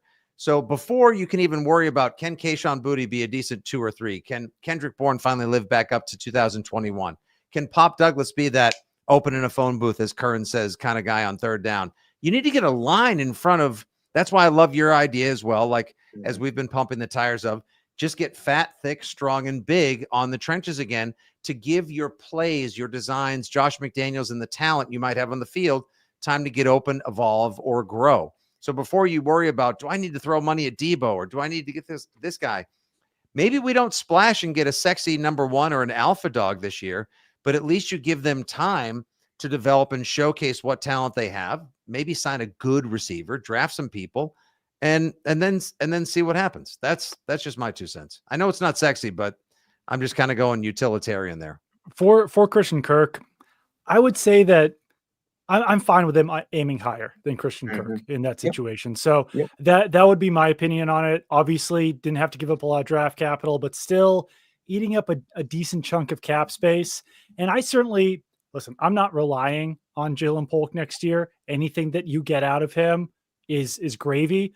But was hearing from someone at the combine that like they viewed Jalen Polk as a slot option. They didn't like him playing outside last year. They thought they were kind of forced into that. So it's another element where like I wouldn't mind seeing what Jalen Polk looks like in the slot. Once again, you can't rely on him to be a starter, but you've got some guys you can play in the slot there. If you can like hugely upgrade with Chris Godwin, I like that. Kirk's just been injured a little bit too much maybe for my liking recently. That's fair. Yeah. All right, Mike, before we get you out of here, which, I'm never rushing you anywhere. You do what you like. You walk where you be. You do anything, and this is fine by me, including greeting my mother at a Springsteen concert over the summer. She still talks about it. I hope to see Mike Reiss at the Yacht Rock Review this summer as well. I'm surprised my mom didn't walk off with Mike Reiss and leave me to get a ride home or Uber. The question for Andrew, me is, I'd like you to meet your new father-in-law, Yes. Michael, Andrew. Honestly, no protest. But the question I have for you is, you do such a great job of illuminating the corners of the organization very often in your Sunday notes that we're not looking for, as familiar with, things that have changed or are developing, percolating. Obviously, a lot of change in the organization, whether it stems from the front office or Mike Vrabel or ownership. What's something we don't know yet about the new regime that is happening, might come up Sunday, or is more conservatively something to keep an eye on that no one's really paying attention to right now with this new regime? So you guys wrote a little bit on Stretch, who I think is fascinating. This is Mike Vrabel's right-hand man, and really unique in that he's like Vrabel's right-hand man, but he's not Ernie Adams, because he also might be more like Scott Pioli, but he also might be more like a Nick Caserio, who's up in the coaching booth. So that's really fascinating to me. But since you guys already wrote about that, I want to say something that it hasn't been written about or talked about. So how about who just left, Patrick Stewart, director of pro personnel? I was curious, I don't know if you guys were, like this idea of all these players are getting released over the last 3-4 days. Right. Free agency is about to start. Yeah. And they just lose their director of pro personnel. I'm like, is this sort of a big deal? Like what are you going to do? And I think what I learned, and you probably know this, is the feeling was most of Pat Stewart's work was done at this point. So it's not like there's a scramble that they, at this time that they lost him, and they will. That is an important position that they'll fill. But there's not like an urgency to fill that like today, because free agency is about to start on Monday. They feel like they got all the important work done, and that they have between Vrabel, Elliott Wolf, Ryan Cowden, Stretch, Matt Groh, Cam Robinson, Cam Williams, I should say. Alonzo Highsmith. Yep. Alonzo Highsmith. Thank you, Doug. Yep. That they have enough people in there, and there's more to do what they need to do. For sure. Yeah, and it seems like, Mike, the big thing also too behind the scenes is that in talking with these two gentlemen here and Curran and Giardi, there's like a hive mind thinking to like, I know this is overused, but it's still I think it's so very applicable. It's just going to feel like adults back in the room. It feels like people that have done this before, that are good at this, not just competent and experienced, but people that are good at this are back. And everyone can just like take a breath. Like that's why it's nice to talk Patriots again, not just for fundraising purposes tonight, but to also get together with friends and colleagues and do it because it's fun to talk about it. There's optimism. We're all looking forward to going on the stadium. We're all looking forward to greeting the fans and sitting around and typing up reports afterward, because look, it seems like this is going to be a fun team that has a chance. And maybe they go 7-10 next year, 9-8, 6-11, whatever, but they'll take the fight to other teams. And they'll give you a representative product of the hardworking fans, the people that look forward to taking Sunday fun day off, and enjoying football again. And you can't ask for much more. I agree with that, Fitzy. And I would just add to what we said before. Like, I agree, but they got to go execute right now, and they need players. Just going through the roster, it's a little scary as to how barren it is in certain places. And starting Monday, like, this is a chance to start plugging some of those holes. Absolutely.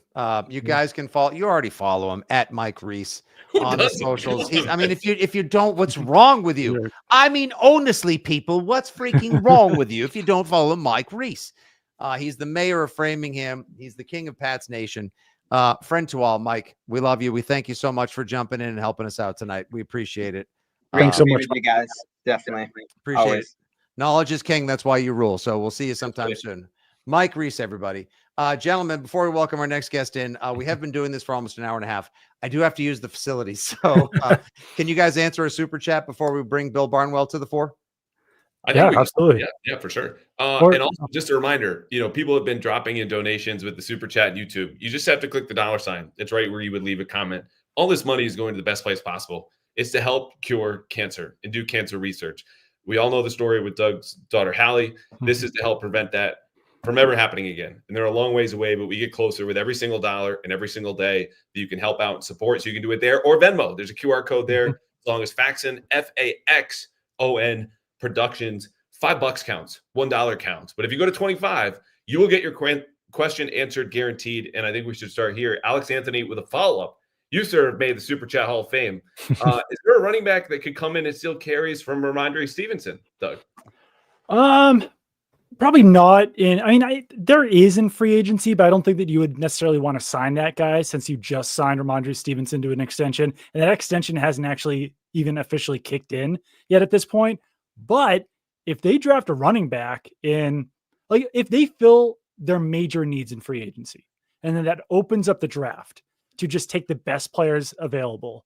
And if that best player available is a running back in the second or third round, then yeah, that guy could certainly steal carries from Ramondre Stevenson. This new regime doesn't really owe Ramondre Stevenson anything. Obviously, Josh McDaniels has history with him in 2021, but it's going to be a clean slate for a lot of these guys under Mike Vrabel, under Josh McDaniels. And if someone's better, then I think that they will be getting the snaps and getting the touches. Okay, I will not have as good an answer to this as our next guest. So Fitzy wanted to wait. I'm going to bring in Bill Barnwell right now. There we Who's go. the smartest person we have on here. Bill Barnwell, welcome, sir. You heard the question. You heard Doug's answer. Do you have any agreements, disagreements? Anyone come to mind? To me, this is a draft situation just because of the depth that we've seen in this year's draft class. I think Doug's exactly correct in terms of if you get your shopping done in free agency for the spots that have to be filled. Left tackle, we're going to talk about, I'm sure, probably wide receiver, probably a speedier wide receiver. Edge rusher, I assume, is going to be part of the discussion here. If you get those spots filled and you're now free to go best available player deep into the draft, not just in round one, because I don't think they're going to be an Ashton Gianti team, but maybe in round 3, round 4, where you have those later picks. Maybe they're trading down, moving around during the draft. To me, I don't think there's anything wrong with the idea of adding a player to that running back depth chart, even if you do still believe Ramondre Stevenson is going to be your guy. Yeah, and Ramondre Stevenson certainly still has the potential to be the guy. I think, like we said earlier in the show, like people in the building still believe in him, but smart teams do take a running back every few years, just add a little bit more juice and youth to that position. Bill, first of all, I want to say thank you so much for joining us on this show. Bill's one of my good friends, so always good to see you and chat with you. I know you're coming here with a little bit of a different perspective, a lot of Patriots-centric experts. I'm not Mike freaking Reiss I'm following on the show. Ridiculous. I know it's always right. I mean, he's a living legend, Bill. I'm the Cam Newton of this show, is what it boils down to. Yeah, but at least you're not Jared Stidham. You're talking to the Cam Newton stan here, who appreciates the fact that he tried really hard and brought some energy. Plus, that Seahawks game was fun. You have great flow too. So we're not setting up though Field Yates to be the Mac Jones that follows. Ooh. Oh no, that is Oh no. I just got an email. Sorry guys, I'm busy. Can't make my 9 o'clock time. Field Yates. I think that makes Michael Hurley the Bailey Zappi, which does seem somewhat fitting, but catching strays and he's not even here. Listen, multiple strays already in this show, but like I said, you're coming from a national perspective here. Yep. for you, what does the ideal offseason for the Patriots look like? Do they try to fill all their needs? Do they spend a bunch of money in free agency? Do they make some trades? What do you think they should do as we head into March 10th? Okay, so I think there's a few non-negotiables for me, right? I mean, obviously, if a DK Metcalf comes available for a 5th-round pick, you'd make that trade probably, but you get the idea. I mean, it's not just there are certain things that are nice if you can get them, and there are certain things that are just total non-negotiables. To me, I think it starts with the offensive line. It starts with left tackle. You have to have a solution you feel confident is going to be, at least if he's healthy, is going to start 17 games at left tackle. Whether that's Ronnie Stanley, whether it's someone else, whether it's a guy you're drafting. That thing that Belichick did where they were rotating linemen in and out as the year would go along, guys seemed like they would kind of have jobs or kind of not have jobs, depending on who it was. That does not work. It works when you're winning. It does not work when you're struggling. We saw last year, there were guys who were going from, off the street to into the starting lineup and vice versa. That's just not sustainable. I would say a left tackle, and also on the right side, I think the Kraft should have to publicly apologize if at any point Mike Onwenu is moved from right guard to right tackle or left guard. If that possibility is brought up, he has to stay in one spot. There should be the Kraft should have to apologize at Patriot Place if they move him at any point. So having an offensive line where just everybody's in the same spot, where you can build some continuity, where you know what the guy next to you is going to do, where you know what the guy's next to you's name is, which I feel like was probably not the case for the Patriots at different points last year. So you fix that. Mentioned adding some speed at wide receiver. I don't know if that's a Darius Slayton. I think the Tutu Atwell signing is a little ominous for the free agent class, just because it felt like, a guy who's kind of a marginal player. I kind of had him in the $4 million range, got 10 guaranteed. Makes me think that there's a market for, I think Jeremy Fowler put it, those speedier guys, just not that many of them. A lot of veterans are in free agency, but not a lot of the speedy downfield guys. So that's going to be a concern to me. I think they have to address that at some point. If that involves moving Jalen Polk inside and maybe trying a different solution there in the slot, I think that's fine. I don't think you're giving up on the guys you have, but clearly you don't have enough at receiver. And then I think you're adding some kind of edge rusher to take some of the pressure off of Keon White, hopefully take some of the pressure off of Christian Barmore, hoping he's back. Having some sort of just guy who can win one-on-one, which they did not have after they traded Matt Judon. I think that's the third thing for me. If you can get those three non-negotiables set up, I think from that point forward, you're looking at something closer to let's take the best player available. Let's see who comes available. Let's see who comes open. And then you can kind of operate from there. Well, Bill knows how football games are won, and obviously getting big and getting strong in the trenches again, Bill, has been a predominant theme to tonight's talk, as it has all off season long. So we have a super chat to that point. How many offensive linemen in a perfect world do you think the Patriots should add this off season? Thank you very much, Devin Curry, for your generous donation tonight. Yeah. What, 15, 20, 25? I was going to say like 7. Actually, Doug, Bill, we also would have accepted yes. Yes is a very good answer. Answer. I think it depends on what kind of lineman you're adding, right? I mean, certainly it feels like David Andrews is going to be locked in at one spot. Onwenu's going to be locked in at a spot. Mm-hmm. Who knows what we're getting with Cole Strange? If you want to bring Cole Strange back, if you're trading him, maybe, who knows what that situation looks like.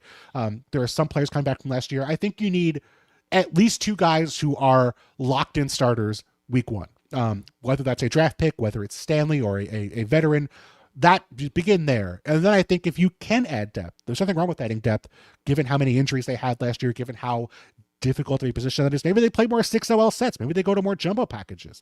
Mike, we're talking about a guy here, in Mike Vrabel, who is the king of, weird offensive touchdowns. There's nothing weird about the idea of having extra offensive linemen. So to me, I think you could credibly add 4, maybe two starters and 2 guys you feel like are going to be solid depth players, or people you feel like you're not going to be panicked about if they're in the starting lineup at some point. So I would say 4 is a realistic number to me. Yeah, I think when people are this thorough covering a league nationally, like your old coworker, Zach Lowe, who I listen to religiously, like more than my wife, more than my mother, anyone in my life, about anything. Neither are listening right now, so it's fine.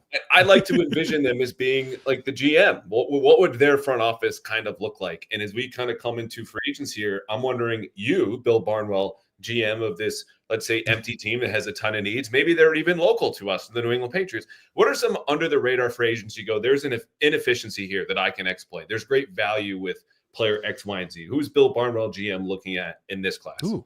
Okay, I'll give you a couple guys. On the offensive line, I'll go Patrick McCourty, the Ravens offensive lineman who's played everywhere on the offensive line. He's played left tackle. Yeah. He's played all 5 positions. He's obviously a super versatile player. He's not going to have a huge salary because he only has a little bit of starting experience. Only started the last couple of years, really. Last year was really his first year as a full-time locked-in week 1 starter. The Patriots fans probably don't need me to say that it can be valuable to have a guy who could play multiple positions. Again, I want to leave Mike Onwenu in one spot, but the idea of, okay, if we sign Ronnie Stanley and Ronnie Stanley gets hurt, we have a guy who has experience at left tackle who's played credibly there before. That's promising to me. And then what about Zeitler? Do you like Kevin Zeitler's available? Do you like him? I do. There's a, certainly like just an experience level that I think is nice. He's not going to go to the wrong guy on double teams level that I think is nice. And that at the end of the day might be part of it. Is just, again, having a guy you just feel confident you can just plug in. And just feel like, okay, even if he's not a solution for the next 15 years, at least we know he's not going to get Drake May killed. That to me feels like a step in the right direction. On defense, it's maybe Dayo Odangbo, the Colts edge rusher. Really good underlying numbers, not great sack numbers last year, but good numbers the year before. A player who can play on the inside on passing downs, move around a bit. Probably going to play edge most downs, but maybe a little bit more versatile than a traditional edge rusher. I think those are all positives. I think, again, this team's defense, second half of 2023, they were the best defense in football by EPA per play and points per drive. They were really good on defense, and the reason that Jordan was not here to me is that they fell apart on defense last year. If they get another pass rusher in the mix, you have Christian Gonzalez, who I think is a top 3 cornerback in the NFL. That to me is a defense that's going to be very good. And if we think about how the Patriots can get good fast, I think the defense is more likely to be the driver of that than the offense. Yeah, absolutely. And I mean, things could not be worse this year on the offensive line than they were last year. Like I kind of feel like people forget that Ben Brown was signed on a Thursday and started on a Sunday. Like just straight, like he was Baker Mayfield going to the Rams. Yes. Yeah. You mentioned guys who didn't know their teammates' names. Ben Brown could not remember 52 names in a 3-day span. So that was as bad as it gets. They know they can't trot Vidarian Lowe out there again this season at left tackle. So they know that one way or the other, they have to bring someone in there. I know this seems a little bit far-fetched, but if the Patriots were to make like a Commanders type improvement this offseason, if they were to sneak into the playoffs somehow, okay, what's the blueprint for that for the Patriots? Okay, so you're looking at some regression towards the mean in terms of turnover regression, and they were they're like minus 11 I think last year in that range for the Patriots. Usually when teams are in that range, that tends to actually improve year after year. The Commanders were the worst team in football by turnover margin the year before, so that is something that you would expect to improve. It's so hard to have a really sustainable turnover margin year after year. So if you're really bad at it, it's weirdly good for you moving forward. It's bad for you that year, but it's good for you the next year, which seems kind of weird, but it is true. So you're looking at that. I think the red zone offense, just like the number of disasters they had in the red zone, you feel like that has to improve year after year. They have to be healthier on the line of scrimmage. I think that's part of it as well. The Commanders were one of the healthier teams in the league into the postseason. I mean, think about how many times they played a team. They played the Bucs in the postseason without a bunch of starters. The Lions, who were down like 2/3 of their defense in the postseason. That was a big thing for them, just being healthier than the teams they were facing. And then I think you're looking at an offense that is more consistent. I mean, we saw big plays from Drake May last year, but we saw too many games where they would go 4 or 5 drives with 3 and outs without scoring points, taking too many sacks.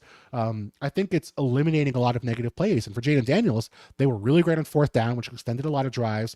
They were really good on 3rd down, and he was really good at avoiding negative plays. He would turn sacks into incompletions. He would turn incompletions to 4 or 5 yard scrambles. I think that stuff, it doesn't feel like it's a big thing, but it adds up. It accumulates over time. It leaves you on the field more often, makes the defense a little fresher as drives go on. The field position's a tiny bit better for the defense when they take over, even if it turns into a punt from the offense. So I think that stuff, just avoiding the disasters, to me, I think is a big step in the right direction. And that could lead to, I think, a really positive step for the Patriots moving forward.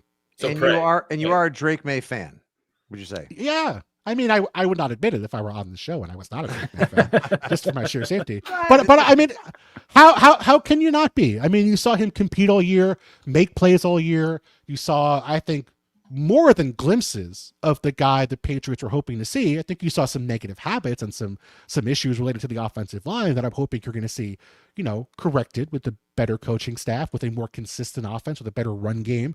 But I think he's in a really good spot. He's not as good as Joe Milton. I mean, we saw what Joe Milton did in Week 18, but besides he's pretty good. Right. He doesn't do backflips like him as well, and he doesn't throw touchdowns on the run against the fourth defense of the Buffalo Bills quite as well. That pass is going to linger with me for 30 years. I'm going to be in my 70s. Going to be Joe Milton rolled out to the left and hit that dude. What? That was insane. Dude, he threw a dot on that play. Do you have any idea how many Bud Lights were spilled as unnecessary high fives were exchanged in the stadium? I felt them raining down on me in the end zone before I asked a superfluous quiz question to give away. There's going to be 40,000 people who were going to pretend they were at that game and say, I saw Joe Milton make that throw. It's like the final Ted Williams game. I saw his final home. I was there with my mother, my dead grandfather. Yeah, no, it's the stuff of legend for sure. Bill, can't thank you enough, man. That was awesome. Just Doug, thank you for putting this together and bringing Bill on board. We love reading your stuff. Everything, of course, that everyone can get that isn't behind paywall, but the stuff that is worth paying for as well. Follow him on the socials at Bill Barnwell. Great stuff. Hopefully we'll do this again sometime soon under better pretense as well. But everything that you've done tonight and the energy you brought towards the cause is awesome. So thank you so much. Yeah, thanks so much, Bill. Guys. Thanks, Bill. All right. Thank you so much. Bill Barnwell. Man, it's got to be tough to be that smart and be that quick and can access. He's a maester of football knowledge, but can just like AI, just access all of that information so quickly. Great try as well. Margin -11. I was like, this is my job. I have one team. Yeah, he has 32 and now a whole draft class, and I'm going. Meanwhile, I'm just like, the Pats were bad last year. Well, speaking of somebody who loves working for ESPN, who loves answering questions, literally, I know this for a fact, you guys. No one person on planet Earth has had to answer more questions from people that begin with how and end with my fantasy team than the pride of Nantucket, the champion of craft beer, Mel Kiper's stunt double, the one and the only Field Yates joins us right now. Field, it's a long time coming, my friend. Thank you so much. It is. Let me tilt this down here for a second. We're drinking a little squared circle here. I felt like that was the only way to get ready for this big event. But thanks so much for having me on, guys. Cheers to you all. Cheers to you. And you know what? Actually, just one sip. Yeah. I say everyone knows the rules. Actually, I say this because we're just clowning around, Field. Dang it. It's good. It's good beer, man. We appreciate you. Appreciate you jumping on. So your 10, we've been kicking off things, and I know the super chats are going to fill up now with people like, if I pay $51, Field will answer my question about my shitty fantasy team. So 8,000 people watching live now. No pressure. There we go. So just, I know you're a Pats fan as well. You're a local native. You, the pride of Massholia, like many of us here. What's your 10,000-foot take on what would be an optimal Patriots offseason going forward into free agency Monday, and then, of course, heading into a draft that lacks all the sex appeal of superstar wide receivers and quarterbacks of last year, but seems to be rife with a lot of those guys that'll plug the holes and really do the football things this Pats team desperately needs? Yeah, I'm going to work backwards a little bit because I do think, and as we're having this conversation on March 7th, 8th, what is it? March 7th right now, there's a real chance that the Patriots land one of Travis Hunter or Abdul Carter at pick number 4. Leaving Indianapolis, I felt that way. And stuff could change with some quarterback movement this upcoming week. If you're rooting for the Patriots to land either Abdul Carter or Travis Hunter, then you should be rooting for things like Geno Smith getting traded to the Raiders. Sorry, Doug. And the Seahawks quickly pivoting and signing Sam Darnold, which sounds like there's at least a real chance that happens Monday technically, but for all we know, that deal could basically be done. You want things like that. You want teams that are picking well behind the Patriots to fill their quarterback void, because you want the Browns or the Giants to be devoid of options that would not satisfy, or that would satisfy their quarterback quandaries that they currently have. I think the Titans are either taking Cam Ward or trading down to a team that will take Cam Ward at number 1 overall. My colleague, Adam Schefter, who knows more than really anybody, has been quite confident, and to the point that it's eye-opening how confident he was in declaring he believes the Browns are taking a quarterback number 2 overall. This was before the combine, and Schefter obviously knows a lot of things, but he is as buttoned up as it gets in terms of waiting until something is done before he reports it. So he wasn't flat out reporting the Browns are guaranteed to take a quarterback, but he basically said, if I were to predict one thing that will happen in the draft, it's the Browns taking a quarterback number 2 overall. So I know this is a long-winded way of getting to Travis Hunter, but I really believe he's the best player in the draft. And if the Patriots get him at number 4, well, we can go back and forth on whether he's better as a cornerback or a wide receiver. I think the idea when you draft a player is probably to explore a little bit of both. But I believe, and this is not to say he isn't a fantastic cornerback prospect, I believe he's got even more upside as a wide receiver. I think we're talking about legitimate all-pro ability. He's got this sort of Gumby nature to him, kind of like Jaden Daniels last year. If you see him, he's a wiry built player, but he withstands contact very, very well. He has got tremendous body armor for a guy who checked in, I think, 187 at the combine, which is lighter relative to some of these top-tier wide receivers. But the instincts, the ball skills, the speed, obviously, all those things to me give me a lot of confidence that this guy could end up being an all-pro wide receiver at some point. So I don't think there is a clear-cut, obvious, short and long-term answer for the Patriots in free agency at wide receiver. There are a couple names, obviously Chris Godwin, who I think is an amazing player, but he's coming off of a major ankle injury, right? And the reality is he's 27. So Travis Hunter just represents kind of this very unique opportunity for the Patriots if he falls to number 4. I think next week, though, for all I know, they could go, they could sign 20 free agents, but they obviously lead the NFL in cap space. This is not this incredibly rich free agency class, and that was only shortened by moves like the Bengals franchise tagging T. Higgins, and there's only 2 tags, but Trey Smith and T. Higgins were about as good as it gets as far as potential free agents. That this might be the year that if you're the Patriots, you just say, even if we have to overspend on players, I'm okay with 3 or 4 massive spends on guys who are true blue chip talents. I think all the names that have been discussed plenty regarding the Patriots, Godwin is one, and Milton Williams on the defensive side of the ball. Maybe if they feel like Josh Sweat's, a scheme fit, that would be one as well. I mean, there are a lot of guys that could help specifically along the offensive and defensive line. Aaron Banks from San Francisco, big physical guard, got a lot of experience. Like, there are a lot of guys that I think if you throw 8-figure per year contracts at them, can at least help get this roster a little bit closer to representative of a team that can, I don't know about push for that Commanders turnaround, but at least be a much friskier out than they were last year when too many games were lost, felt like too early in the game.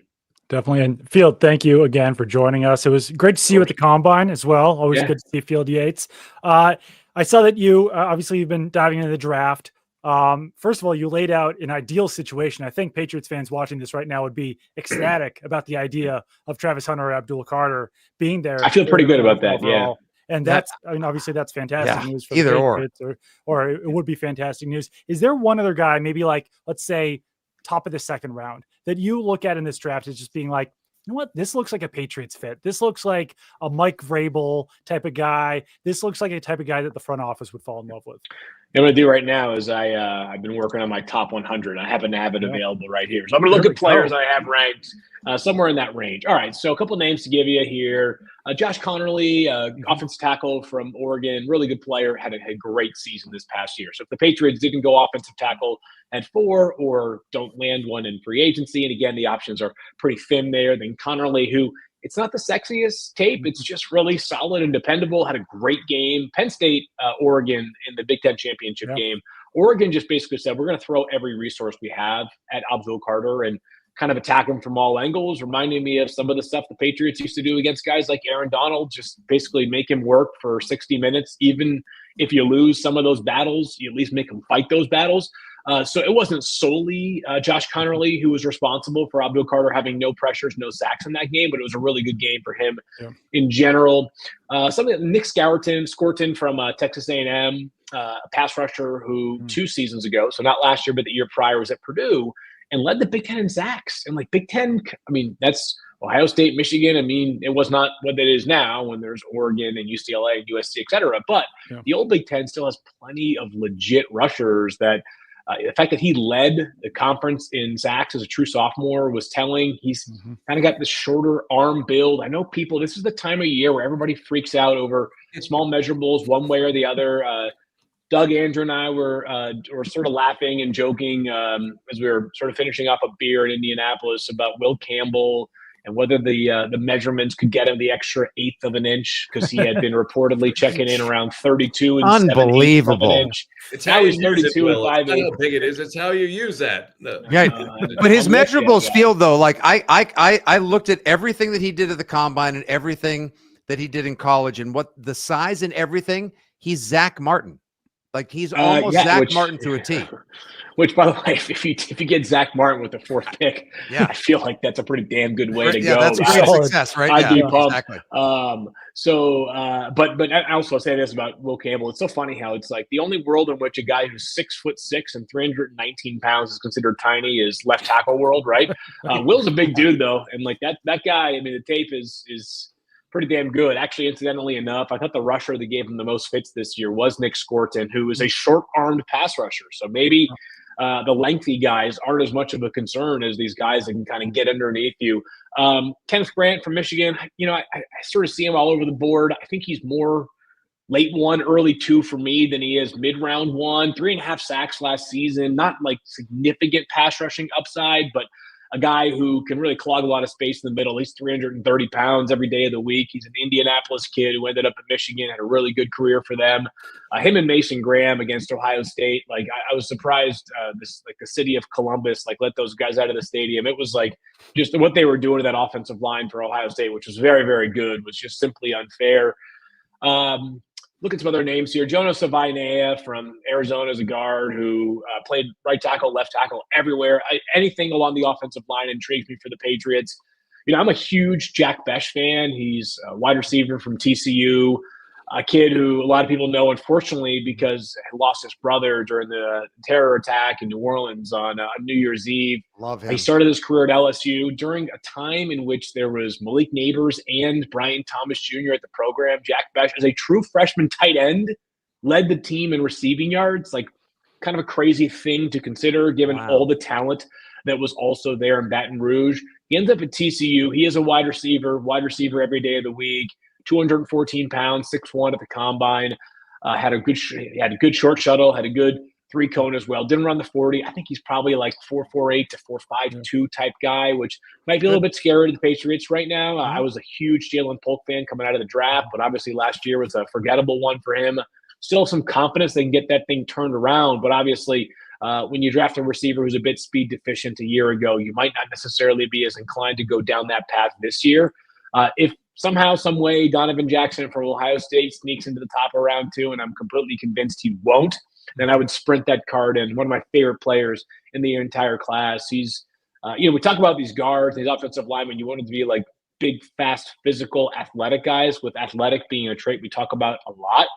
That being said, guys, these quarterbacks in today's NFL, it's so inconsistent. Like, they're not dropping to the same depth. It's not like when the Patriots had Tom Brady, and it was like you knew exactly where Tom's back foot was going to hit on every single play. So you kind of knew, like, here's what we're going to be doing, right? It's like, here's how we're going to have to set on this play. Now, it's a different world, man. These quarterbacks, it's one play, they're 15 yards behind the line of scrimmage, dashing to the right, dashing to their left, right? With Drake being a big mobile quarterback, sometimes what you're looking for is less about the athletes. It's more about just the guys that can set a big, firm, flat pocket. Donovan Jackson, this guy's a brick wall. I call him the brick wall. I mean, the Great Wall of Columbus with how he played last year. He's a left guard who moved out to left tackle when they lost Josh Simmons. So I actually like that pick 38 for the Patriots. Yeah. I think there's some good talent there for sure. Yeah, it's too bad it's going to Seattle for DK Metcalf, but we appreciate all the thoroughness that you had there. Feel for. Shoot, sorry. Wait, no. DK just been first traded? of all, First of all, anytime we get together and drink beers, Field, it's an apology-free zone. Number one, and number two, this is all like this is the knowledge we all want, because as we were saying to Mike Reiss a little while ago, like it's so fun to talk Patriots again, finally for the first time in a while.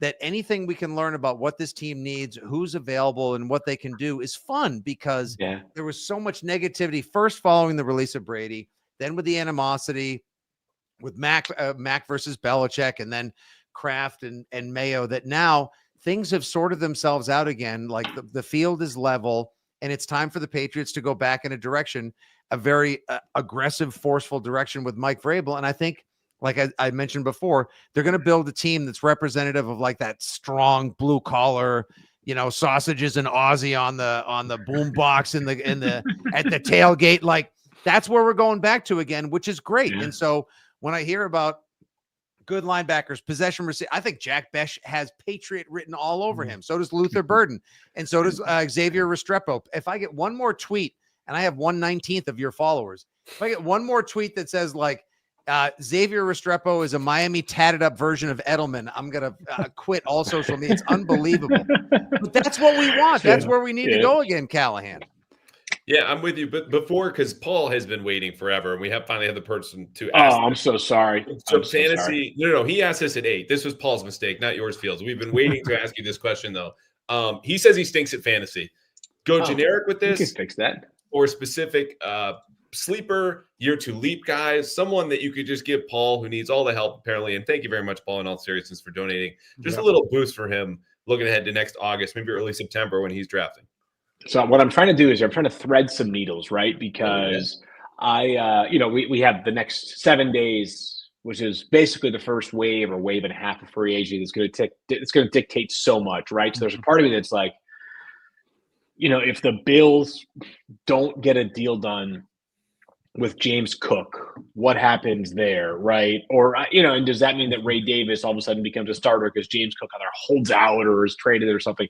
And then I'm realizing to myself, like, we're so far away from that stuff actually happening. All right, a couple of things here. So Andre Yosivas, that would be, he's a name that we learned a little bit about last year. He played a decent amount for Cincinnati, but I do think if they can't get a long-term deal done with T. Higgins, then we're going to be staring at the same situation as we did last year, which is every tight hamstring for T. Higgins might be a couple weeks, right, as opposed to a couple days.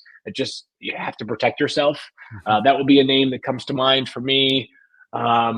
Josh Downs is a good player actually both receivers in Indianapolis that I like the most, Michael Pittman Jr. and Josh Downs, are both good names because if they go out and they sign a quarterback that is just a more natural pocket passer than Anthony Richardson, looks a whole lot better. And Downs actually was fine last year with Richardson, but he was much better with Joe Flacco. I think probably the best answer, though, on some of these breakouts is which of the first round receivers from last year, high pedigree receiver / running backs, and it obviously wasn't a great running back class last year, are going to end up sort of making that year 2 leap. Belichick used to just famously hammer that, right? Like these guys who make the big year 1 to year 2 leap. And the Patriots seem to always get that with running backs, right? Shane Vereen, Stephen Ridley. I'm sure there are others that I've forgotten along the way, but Danny Woodhead, Kevin Falk, all those guys. Yeah, James White for sure. It all seemed to happen. And then probably like places where there is a quarterback that we know is already in place, like Atlanta. I guess Drake London and Darnell Mooney were both fine this past season. But so I feel like I almost owe Paul more come like July. There we go. But that's a start. We'll do this again in July. Yeah. Hey, Paul, is there a way to keep Paul on speed dial in some way that I can revisit him? Because I'll have a much better answer. I do want to let everybody know. We did one of these last spring. Field was kind enough to donate a prize at our live auction at Vitamin C Brewing that we actually never gave away because we ran short on time. He was willing to donate for a certain amount of money if someone were to donate, 4 figures, that he was going to do a 30-minute quick chat with people's fantasy teams. I'm not promising that now by any stretch, Field. That never happened, but perhaps maybe we can do that sometime again soon, meet up, talk online, and feel we can auction off something great because there's a lot of fantasy to talk, but that's after the draft. That's after the draft happens. Sure. Let's see. I know what I wanted to ask you, and I need to bring in before we let you go, Field, and we keep things moving here, I got to bring in our guy. Is there somebody coming behind me or no? Well, there is. There we go. Actually, live from the set of season 3 of Severance. Yeah. That's right. I feel underdressed. Hurley, looking sharp. I dress like this every Friday night. You guys don't? Oh, guilty on that one. So Field is at the Pro Football Hall of Fame. Michael's on the set of Severance. Mm-hmm. I'm in my dad's basement right now. Michael, I wanted to welcome you in here while we have Field as well, because I've been dying to ask Field this question. This is one of my favorite things to swap text with amongst friends about fantasy football. What has been your favorite fantasy football punishment that you have ever seen somebody have to serve? Because if I may, this week I was sent one. This guy had to dress up like Hurley. He had to put on a suit. He had to go to a Chili's, and he had to have dinner with a blow-up doll. Oh man. Oh God. And whatever Field says I put it here on my Instagram. I swear to God, I can't watch it all the way through because he has to go through the whole dinner, and he has to walk it out arm in arm, and people are just staring the whole time like, you got to be shitting me, guy. That is good. That is good. It's an excellent one. So, and whatever Field says here, Michael has already agreed to do. So he's gonna do it within the next week. So well, I want to get back into fantasy just to lose. When I see the guys at like Waffle House for 24 hours, or like the McDonald's eat everything on the menu challenge, I'm kind of like, I could get into this. I think this is my calling. Can we also acknowledge that Fitzy's worst punishment he's ever seen is not like, oh, my friend did this or heard this. My man took a blow-up sex doll to a Chili's and was just testing it out on the rest of us. Callahan, Okay, it's gastrically difficult to try to eat your way out of a Waffle House or take 7 cross-country flights. Yeah. But just the 30 minutes of everyone looking at you going like, what is that guy doing? Like, that's cringe. It is pretty cringe. You survived, man. I don't think your wife's in the 8,500, 8,600 people we have here. Props to you. It's okay. All right, so Field, what's the best? I know you're good point, Callan. All right, yeah, so what's your favorite I'll give you guys 2, and it's the same league, and it was 1 year to the next. So I play in a league, and I'm actually glad to tell this forum because I'd imagine a lot of New Englanders here that are amongst those 8,600 people. So I play in a league. There's 12 of us, and I think 9 of them are currently working at Cisco Brewery on Nantucket. I'm the only guy who's not a year-rounder on Nantucket right now. But, go there during the summer, and some of my best friends in the world are all there. So they allowed me an exemption a few years back into this league. And the last place finisher a couple of years ago, the punishment was, if you finished in last place, you had to start at Sankaty Lighthouse. For those familiar with the geography of Nantucket, that's like the southeast corner of the island. You had to run 8.4 miles to a bar, Chicken Box. And the rest of us were at the bar with that person's credit card. And the tab ran from the minute he left until the minute he arrived. So we're playing in this league. These guys have done pretty well for themselves. But, of course, the youngest guy in the league who had a monster season this year, like he made up for it and then some. He had he finished 2nd or 3rd this year. So it's not like he's a bad fantasy player. He's got unlucky. But like this young kid who's like fresh out of college loses in his first year in the league. And it's like, God damn it. Like this poor kid who's, probably making the least amount of money at everybody loses. So we ended up cutting the number off a little early. But the only silver lining of losing, and by the way, he ran it in like an hour 25. Like he went basically like 10-minute miles flat. And we had an air tag on him to make sure that he wasn't like all of a sudden like no one had like left a bike for him somewhere. Next thing you know, he went 4 miles in 15 minutes or something.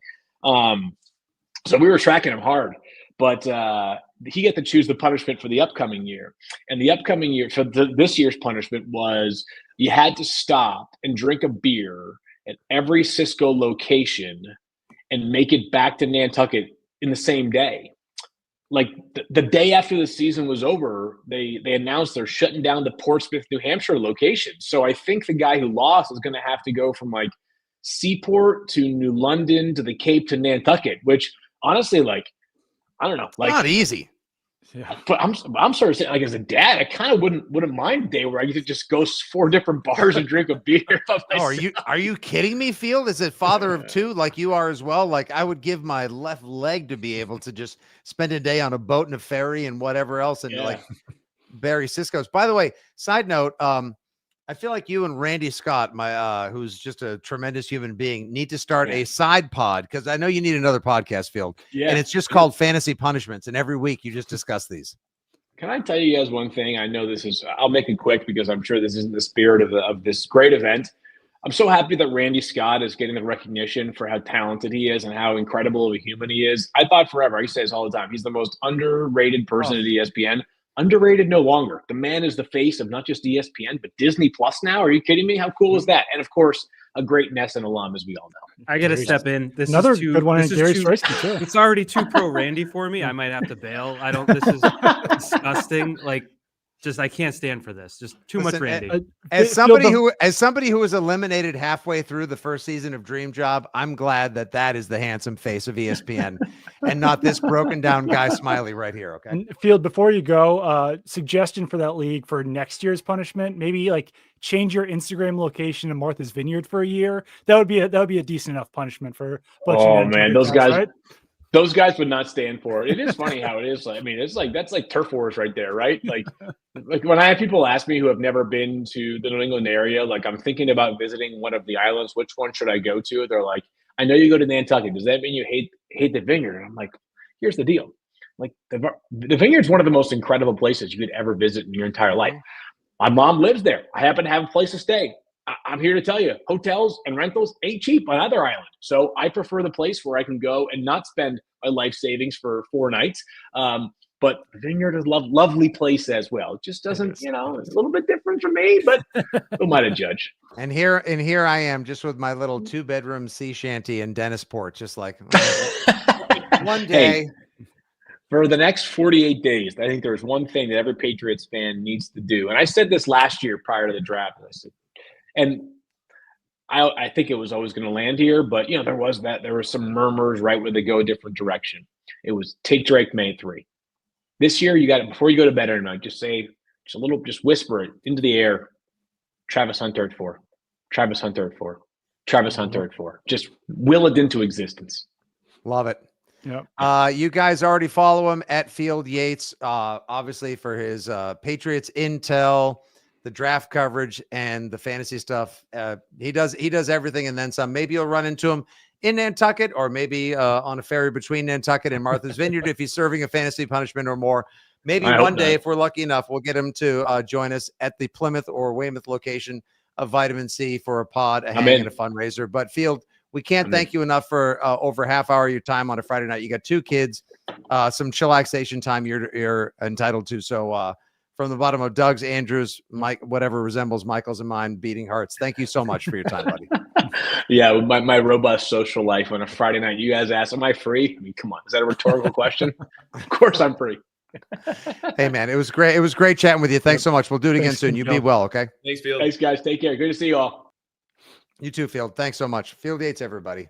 So, Michael, Field gave us, I think, like 10 different guys the Patriots could draft at the end of the first round. I want you to give us like 25 of them, if that's possible. I know way Your more time guys. starts now. Yeah, I know way more guys than Field. I've been studying this draft. It would be. I don't want to embarrass your guests. Right. In this case, it would be ESPN's Field Yates. So I will keep that private for now. But we all know that I have 10 to 20 more guys to add. Saving it for BST. Actually, did you watch the Underwear Olympics last weekend? And were you dumb enough like me, even though you swore yourself off from developing draft crushes, did you fall in love with any players? Because after the Patriots traded out and didn't take Ladd McConkey, I almost divorced myself from being a fan. That's fair. Because they screwed that. I was rooting for him to score touchdowns, Michael, against the Patriots. I was so mad. Well, he did. So luckily for you, it panned out for you. But no, I have been scored 2. He should have scored 3. But anyway, I have been. That was was one of the lowest points in Patriots franchise history, with the NFL Network broadcast continually being like, Ladd McConkey, Jalen Polk, stats. And here's what the Patriots got in that deal. And it was like, oh, they just kept hammering it. So that was a bad day in New England football history. But no, I have been sort of turned off from the whole process of the combine, just because it's not a made-for-TV event. It's not a primetime event. Don't lie to me and tell me it's a primetime, nighttime TV show. It's a Saturday morning, pancakes and coffee. Look at those huge men in underwear running around thing. So I'm a little turned off by that. And Michael, you did get really into arm lengths this year, though, I believe. I did, and I missed it. Like, did they televise that? Because I want to see the footage of Will Campbell's arms being measured. That was like Holyfield Tyson 4 right there. That was actually on onlydraftfans.com. Yeah, well, I missed it. That was a different measurement. The shrine in the Senior Bowl. And yeah, a little bit more trolled up. Yeah. The combine was like they had been in the pool, so to speak, those arms. I know. Yeah, they weren't as long. They weren't as long as we thought, but let's see if we can get some more measurements in the coming weeks and months, because I'm all into arm measurements this year. Yeah. All right. I just want to jump in here. We're a little behind in the super chats. We want to give time to the people who spent their good money here. And Hurley, you lead off with this one because it strikes a balance between free agency and the draft. Kyle Marston asking, he gives us a shout out, but how many signings would need to happen for the Patriots just to be able to go, like we can take whoever we want it for, just best player available. How many players or what positions or what players would you sign in free agency just to say, it doesn't matter, we're just taking the top guy at number 4? I mean, for them to take a tight end at 4, I think they'd have to make about 30 signings before we get to that point. That's how desperate they are. But I think they have to do something this weekend. They have to get something in the trade market before free agency so they can kind of prioritize come Monday. If you're shooting off in 3 different directions, you're kind of hurting yourself. So I think they would want to get somebody this weekend that can fill one of their problems, plug one of their holes, and then come Monday, they get their top guy at whether it's Ronnie Stanley or whoever it may be, and then go from there. I don't know that there's an answer to that with the number, but I still think they should be in best player mode, generally speaking. Like I don't think they're able to pass up on anyone because of roster fit at 4. I mean, they just have too many holes. I think it really starts with they need a left tackle. If they don't sign a left tackle, then you almost kind of lock yourself into one at 4, which you definitely don't want to do. But yeah, I think it starts with the tackle there. I agree. Yeah, it definitely does. And so Michael, we over at the Six Rings podcast and at WEEI, Andy Hart and I referred to these quote unquote battles for left tackle and right tackle as the hobo rumble and the bum fight the last couple of years, because all the Patriots kept doing was just sending people in with trash cans and garbage to fight for these spots. They never took any sort of post Trent Brown, Isaiah Wynn, etc.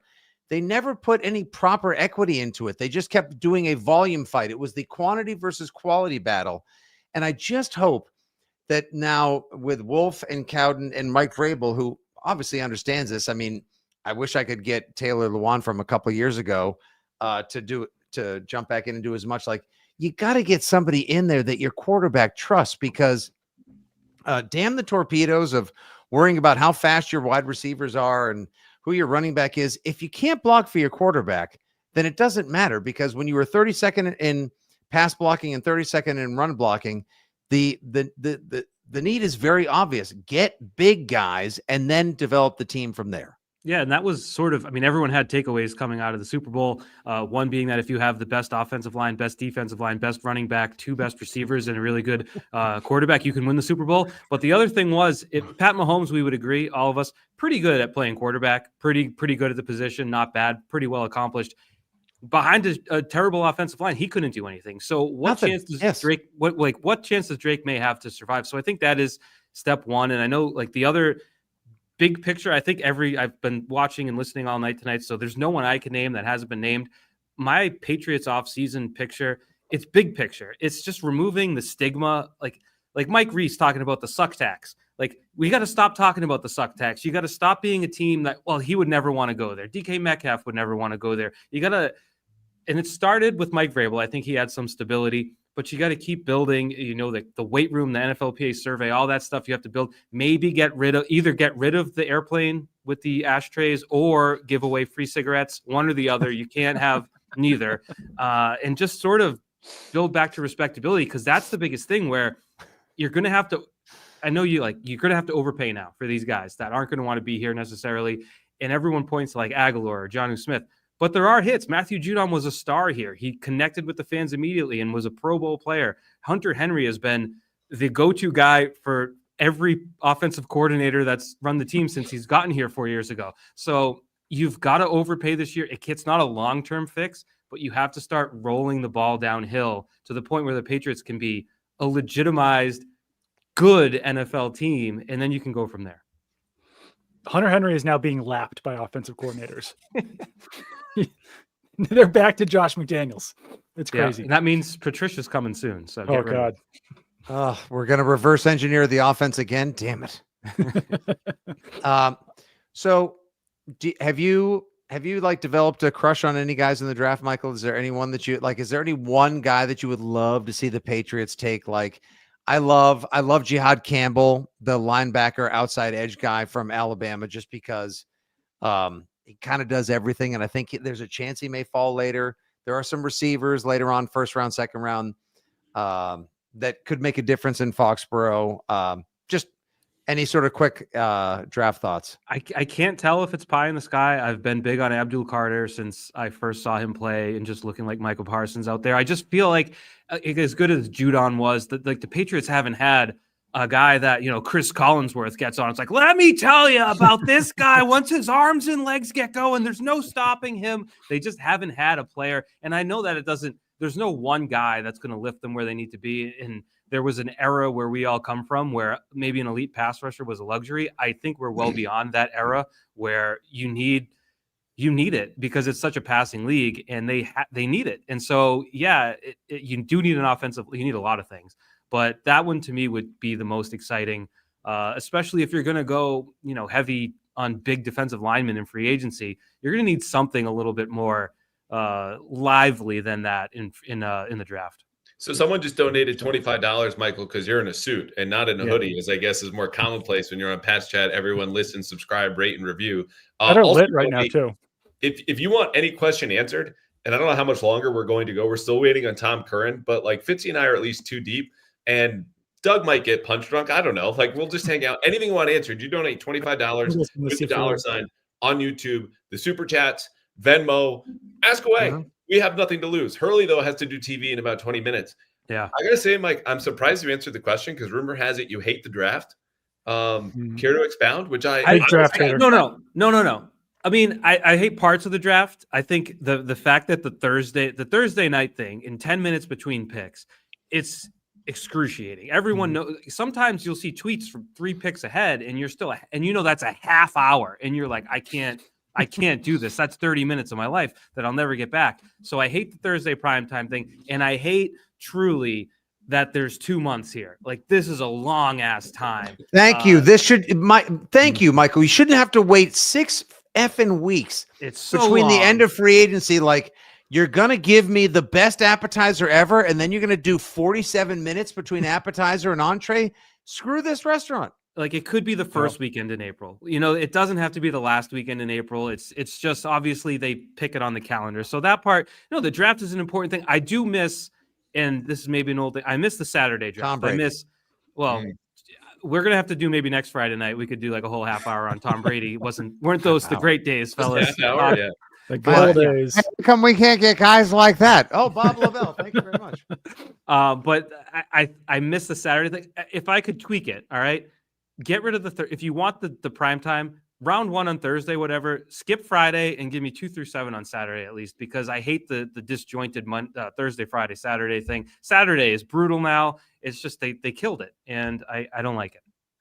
We got 100 pounds from someone who wants Green Day album rankings on the next Pat's Chat.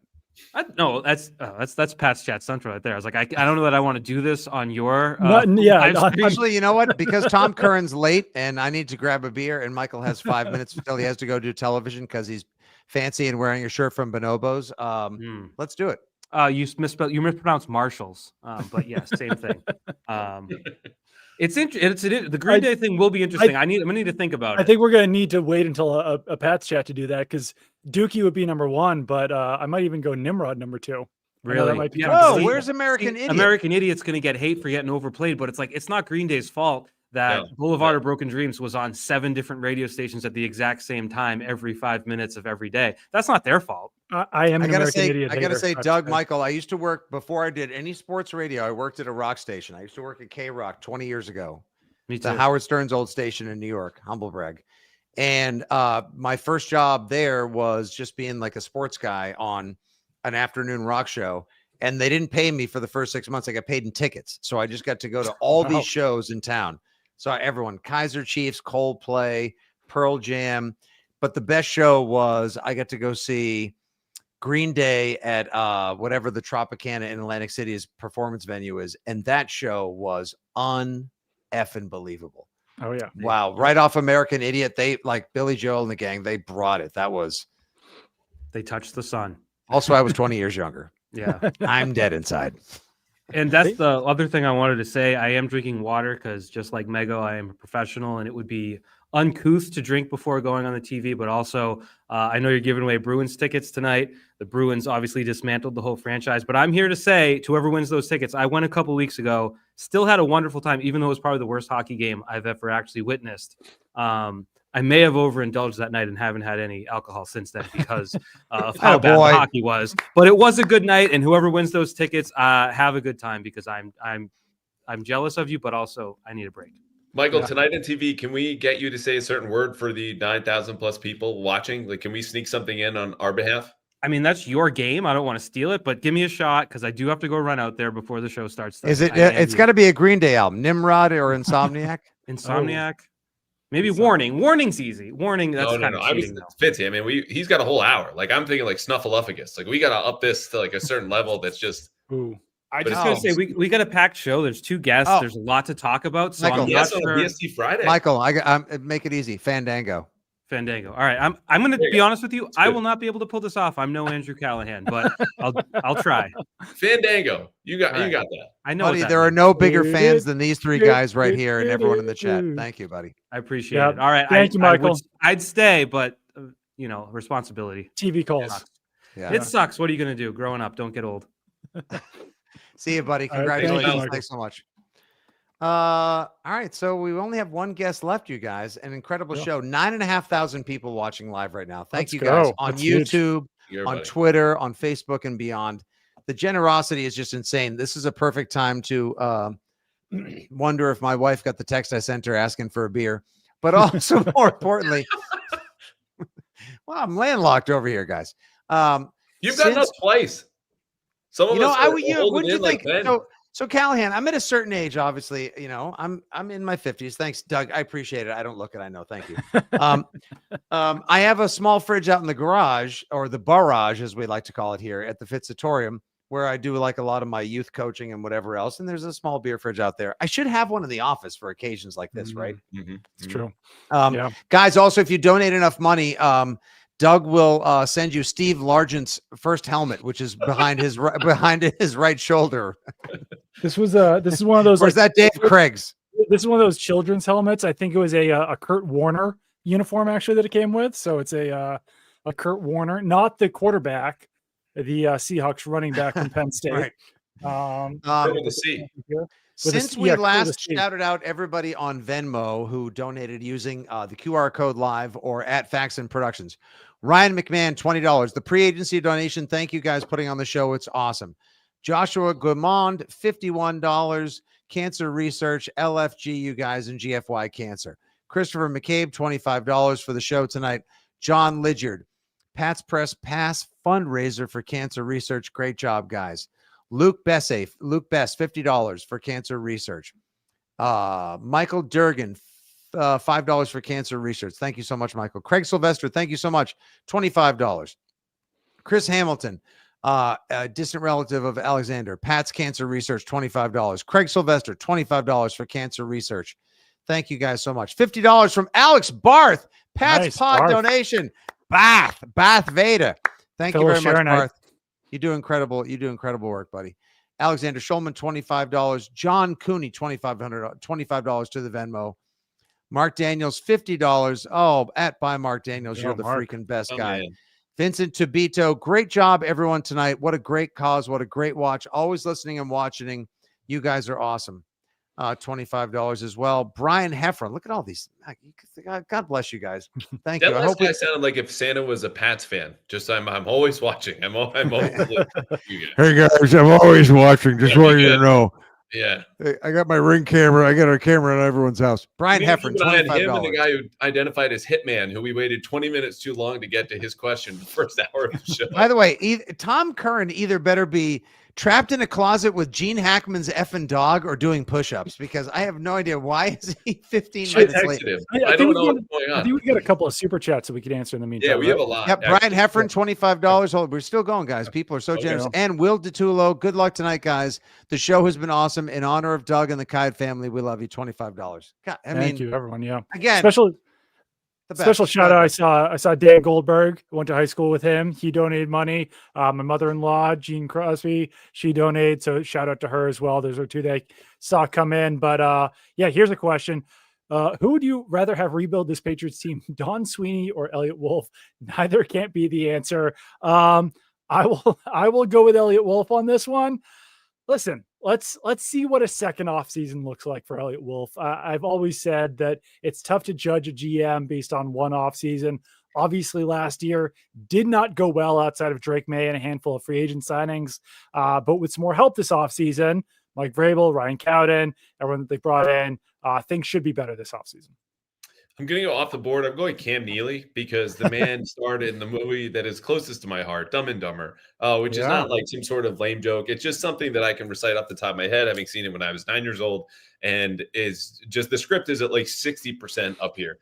So I'm going to go with the Bruins' right-hand man, though he also might be just as responsible for today's detonation of the whole entire freaking roster. Though, again, if you donate $50 or more, you can have 3 club-level tickets, which I know we've had scrolling around at the bottom. Those are better seats than I'll ever sit in as a fan. So go, if you would like to, $50 or more to the next Bruins game against Florida, by the way. I don't know if Brad Marchand will show up or just hang out in Boston. But either way, you could be there for $50 or more. Chomper, $25. Does the Patriots' new staff view Christian Barmore as someone who can one gap, as we've been talking on and on again? Mm-hmm. And how concerned should we be with him ever playing again? I mean, that was actually a unique pick by the Patriots, and it wound up working out well that he can one gap, like he can be a fit in Mike Vrabel's system, which you certainly can't say about all defensive tackles that Bill Belichick brought in over the years, just because that was the defense that he ran. They didn't run an attacking defense, but Christian Barmore absolutely can be that guy. But it is just all about whether or not he can be on the field, because we saw him come back last year. Some people within the building thought that they rushed him back. I think it's a fair thing to wonder, because he practiced once, never practiced in pads, and then was out there on the field playing, 25 snaps or whatever it was in his return. So that might have played a factor, but then he did have the recurrence of blood clots mid-season. So it's really up in the air. No one seems to know one way or the other whether or not he can or cannot play, but they're kind of trusting the medicine right now with him. Yeah, and the check-in should be later this month, based on what Elliot Wolf and Mike Vrabel have said publicly, but even in private conversations they had with other folks in Indianapolis that Doug and I talked to, they kind of clammed up when it came to Barmore. So to me, that says they really don't know. And at this point, don't want to go out on that limb right now because they really don't know, right? Yeah, and sitting in uncertainty sucks. Like, I'm not here saying that you have to commit one way or another. You just have to find a way to deal with running out the clock till maybe May 28th, or maybe we closer to April 1st. Hopefully the news does not break on April 1st, but maybe the 2nd or the 7th. And then we know for sure when they start their conditioning program, because he's working out in Tampa, but it's very different dealing with that kind of ailment to play football versus just bench, squat, power clean, etc. We had another super chat here. Marilyn wants to know if we covered the Geno Smith trade and the possible impact on our draft. Field Yates did this, a big solid to us. And then she said she popped in late, loved all three of us, 3 of the best out there in the beat.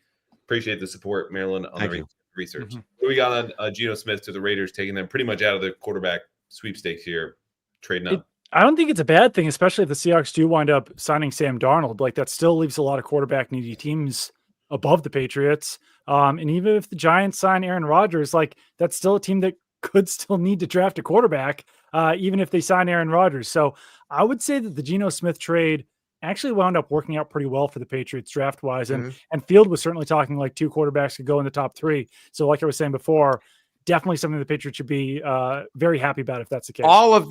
Anytime any team right behind the Patriots goes and grabs a quarterback now, guys, that means that that just puts more quarterbacks up there that either A, one of those teams ahead of the Patriots is going to grab, or B, someone else might say the Raiders didn't get Cam Ward or Shedeur or Jackson Dart if they're going to choose chaos, which, I'd be fine with. And this is the question I wanted to ask. 2 questions. One, craziest potential trade draft take type of scenario. I would not hate if the Patriots go back to 7, 8, 9 find a tackle or whoever else that they like. I still think the best tackles for the Patriots are in the second or third round. Ozzie Trapillo, Ursary, who did a good job against Abdul Carter. You don't have to jump on it early because gosh darn, they just need so much. But B, is there somebody else that we're forgetting that we may hear about them jumping on or signing come Monday? Just, is there one name we didn't get to tonight? We obviously, Ronnie Stanley heard his name so many times now he's copyrighted it. It's in the public domain like Netflix and Xerox. Milton Williams, DJ Reed, Travarius Ward, Chris Godwin. Is there one name out there that, like, I'll bring up one. I had heard Najee Harris as a possibility just because Mike Vrabel likes people that love to hammer the line so hard that maybe they would go 1-2 and that you couldn't you'd be able to just like go out. Like, you can't have Derrick Henry. Well, put Ramondre and Najee together. You might get a Derrick Henry and just be able to hit after one after another. It's not a bad one. I look at like one guy who I thought was really good early in his Raiders career, that Josh McDaniels has worked with before, bigger slot cornerback. Like maybe they signed someone like Nate Hobbs. He's had some good years with the Raiders. That's just kind of like you would think of him as being maybe a little bit of a lower tiered player, but that's one guy that I would throw out there. What is the name of? Okay, so we got a couple in the chat right now, Doug. Yep. Jamien Sherwood, we mentioned him earlier, but people can't get enough of him just because he's quick, safety like in the linebacker box, violent as well. Paulson Adebo. Could Nick Chubb be available? Asks Pat Stats, watching live on YouTube. And what is the name of that pass rusher? I think Tom Curran, who again is just a whisker. He's coming. He just called. Yeah, he's going to apologize a bunch. He used the word mortified 3 times in a. No big deal. We hung out long enough. He gave me a reason to have a third beer that we just had, but he was. I don't know. He'll explain in a current way. I don't want to tease him. Doug, maybe you know as well, Andrew. What is the name of that outside edge rusher from the Raiders who was having a good? Thank you. Yep. Should he be on our radar? I think he could be. Absolutely. Yeah. Missed last season, but seemed like a guy who was trending in the right direction before that happened. There we go. Yeah, and look, Doug and I have talked about this before. That the top of their board consists of top of the market guys. We've all done and talked about for weeks, if not months. Then there are mid-level guys that either because they're 25 or 26 or been injured or bounced around, had inconsistent careers that I think could be great value. Like when we started this talking to Mego about the Commanders level, leap, it's because you hit on Frankie Louvu, obviously Bobby Wagner, all these mid-level guys, the offensive linemen. There are guys that they have targeted. We want to get this done now. And their agents have been said, like, just get ready. We're going to come heavy for you. Mm-hmm. Those will happen soon Monday. That will almost as much as Ronnie Stanley kind of make or break their hopes. And that's at positions we've already talked about. Defensive line, some in the secondary, obviously receiver. It just won't break the bank or fill in the headlines of like, oh my God, they signed Frankie Louvu. You know what I mean? But if you're a Commanders fan, you end up knowing that guy was crucial. Well, guys, he comes in throwing the kind of reliable heat that Mariano Rivera used to throw in, and we don't have Enter Sandman to play. However, the fact that he wasn't able to come on time and we weren't sure if he was going to come in, gave us the Craig Kimbrell sweats. But then again, it's always a great time to have from the Patriots Talk podcast, be that as it may, Tommy Curran here to close out the show. Hi, buddy. Perfect. Oh, now we got a black screen. This is YouTube. This is live stream, folks. This is not television. Here he is. Hey, what's up, buddy? Oh, he's slow. Oh no, he's lagging. No, he's good. Okay. No, he's muted. He thinks he's sorry now, but it's just slow, Tom. He can see us in the backstage. I don't know what we can do to help him. And he looked like every character ever in a Ben Affleck movie too. Let's try one more time. Here we go. There he is. Tommy. Hi, how you doing? You hear me okay? We can hear you now. Hey. I'm so embarrassed. Who shows up like an idiot who has known all week to do the nice charity thing and told everybody in the family, don't forget 9:30, I have the thing. And I forgot. I got a golf simulator downstairs. lucky me, and I was downstairs on the golf simulator with my son and a couple of his friends. Oh, did you actually went home simulator? That's a great choice. Well, I'm older, and that's what basically happens for you guys. Like, as you get older and you don't have, like, hopefully everybody gets the kids through school, zing zang. The next thing you know, you're like, I can get a golf simulator, I think. So that's what has happened here. And I spend hours in there, and I tend to lose track of time, as in right now. When I picked up my phone, I saw, let me check my text. Oh my God. I was supposed to be there 25 minutes ago. So I am so sorry. We kept So Hurley like on all your late. son's friends too. You're not just hanging out for the simulator. You're like down with your boys. We were actually trying to break 50, and we were about 9 under through 8 holes. Wow. But I was like, I gotta go. Sorry, we took you away from that then. No, not at all. I'm happy to be here, Dougie. I'm happy to help, and I love this cause, and I'm very, very happy to help and support you and your family and this cause in any way at all. Tommy, thank have you so much for joining? Would you I've wanted to go see, what did they call it? TGL, the one down in Florida, the indoor golf league. Yeah. Does that look like fun to you or not? Oh yeah, because I mean, honest to God, I'll play 54 holes a night in my stupid garage. Wow. It's addictive. You're like totally immersed. You turn on the lights, you're like, oh, it's just a big screen. You turn on the machine and you're totally immersed. I love it. It's a blast. But people want to talk football. Yeah, they do. That was just a little grab ass. All right, so here's the first question we have right up, coming off hot out the box. Duggar and Mapu full-time in the box. That would feed families. Tommy, nobody has talked about the safeties tonight really, except for Devin McCourty a couple hours ago. Is Duggar still on this team if they decide to sign somebody like Javon Holland? And do you expect Mapu to make a jump this year?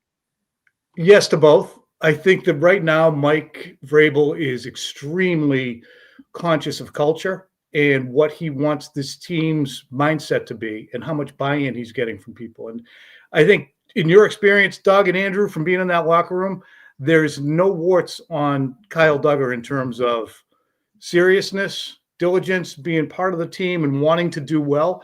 And he's also very handsomely paid.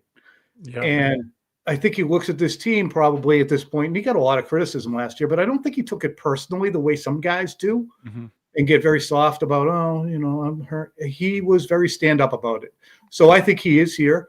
And if Javon Holland comes here, I mean, that's a lot of money to spend. And I do know the Patriots are going to be extremely aggressive at the beginning portion of free agency, as you guys do too. Yep. But I think their aggression is going to circle around the positions that we keep circling, which are left tackle, wide receiver, defensive line, defensive end. Yeah. We've been asking everybody that like their ideal offseason. If you had to bet, make a prediction, this is most likely to happen of those positions. What are the one or two that you think they pursue and they succeed? I think realistically, if I were to put money somewhere, I would say Ronnie Stanley's probably going to end up going back to Baltimore. Because look at all the reality of, and that's the most important domino you have to have fall for you because it frees you up in the draft. But Ronnie Stanley's playing for a team that he's always been with, that he is, entrenched in the community. His family is there. Does he want to move here and be part of a rebuilding team getting more money, or does he want to be there with a team that competes to play in the Super Bowl with the opportunity to be an all-pro, a Pro Bowler, to get that recognition? So the Patriots are going to have to pay that suck tax that, Vrabel talked about at the Combine when he said if there's only one car on the lot, you have to pay extra for it.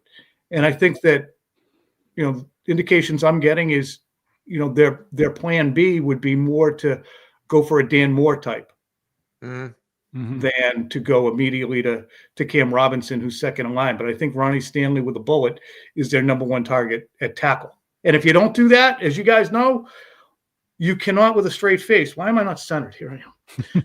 You cannot with a straight face go into another season with just gauze at the left tackle position. I mean, Trent Brown was kind of trash in 22, really bad in 23, and you had nothing in 24. So you're running around for 3 years with no left tackle in the NFL. And that's just, you can't live like that. So they have to fix it. And I know there's going to be so much rock kicking and thinking about, well, Will Campbell's arms are too short.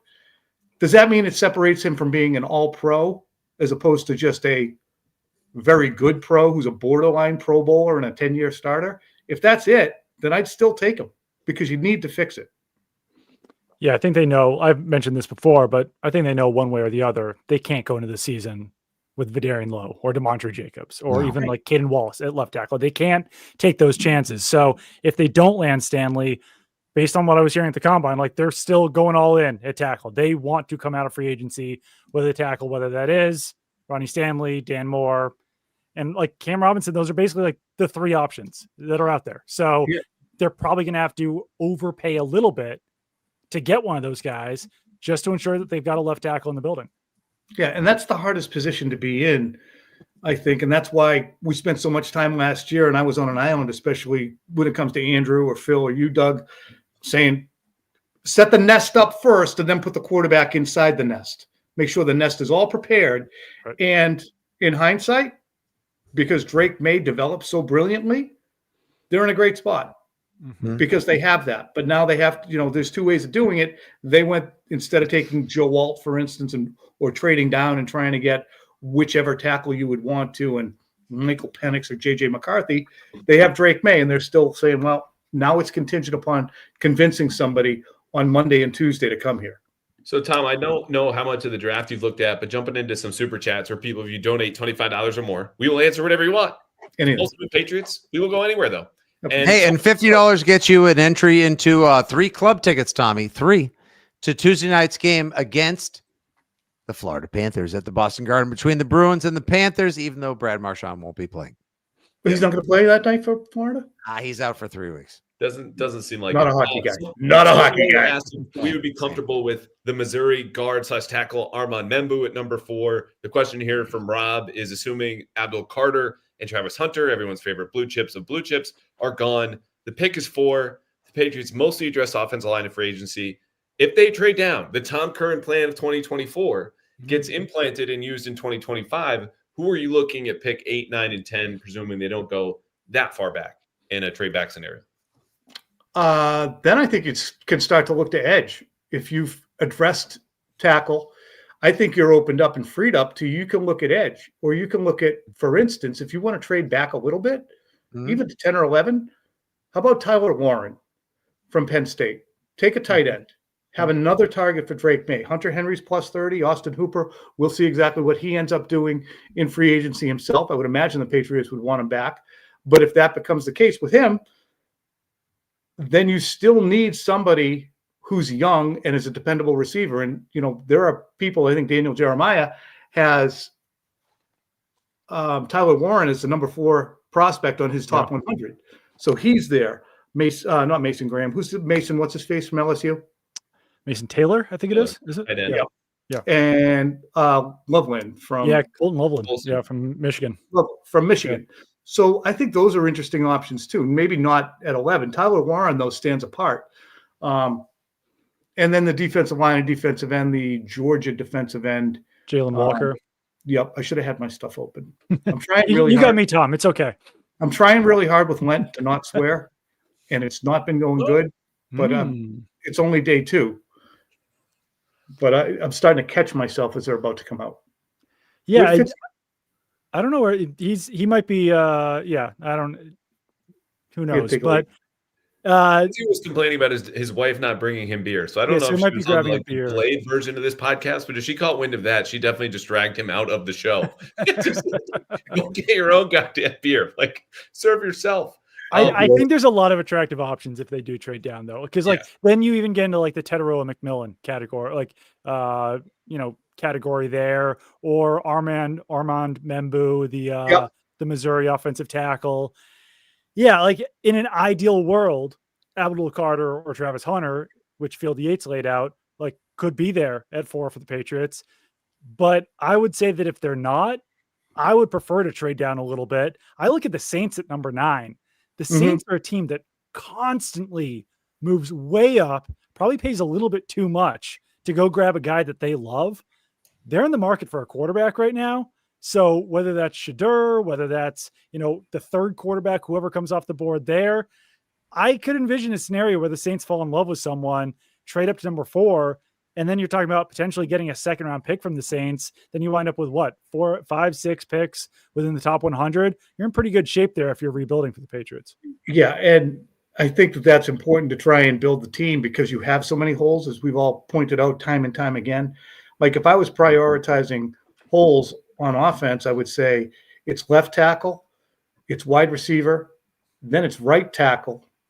And you still, I mean, Cole Strange, I think, can be a working man's guard in the league. You have Robinson, you have Wallace, but I do think the tight end for Drake May in his development is critical. Yeah. So I have broached a couple times this idea. See what you guys think. Mm-hmm. Trade Jumbo Joe Milton to the Raiders for Jacoby Myers and his $10 million contract. You bring Jacoby Myers back. He's playing for Josh McDaniels. He's on a manageable contract in the final year of that. You redo that contract. Maybe you bump him up to 15 or 16 because he's an 85 catch a year guy who gets about 900 yards. And he's wouldn't say shit if he had a mouthful. I love Jacoby Myers. I'm a Jacoby Myers stan like you are as well, Tom. But obviously with the Geno Smith moving to the Raiders trade earlier tonight, do you think maybe, Joe...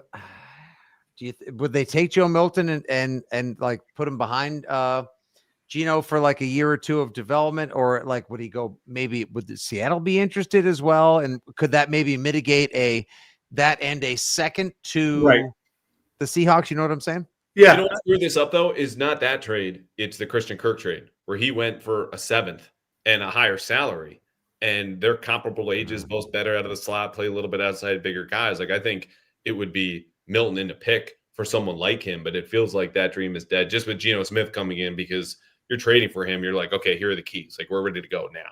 Well, yeah. I still don't mind the idea because like if you're trading for Joe Milton, do you know that he can start from day one? Not really, right? He's still a developmental guy.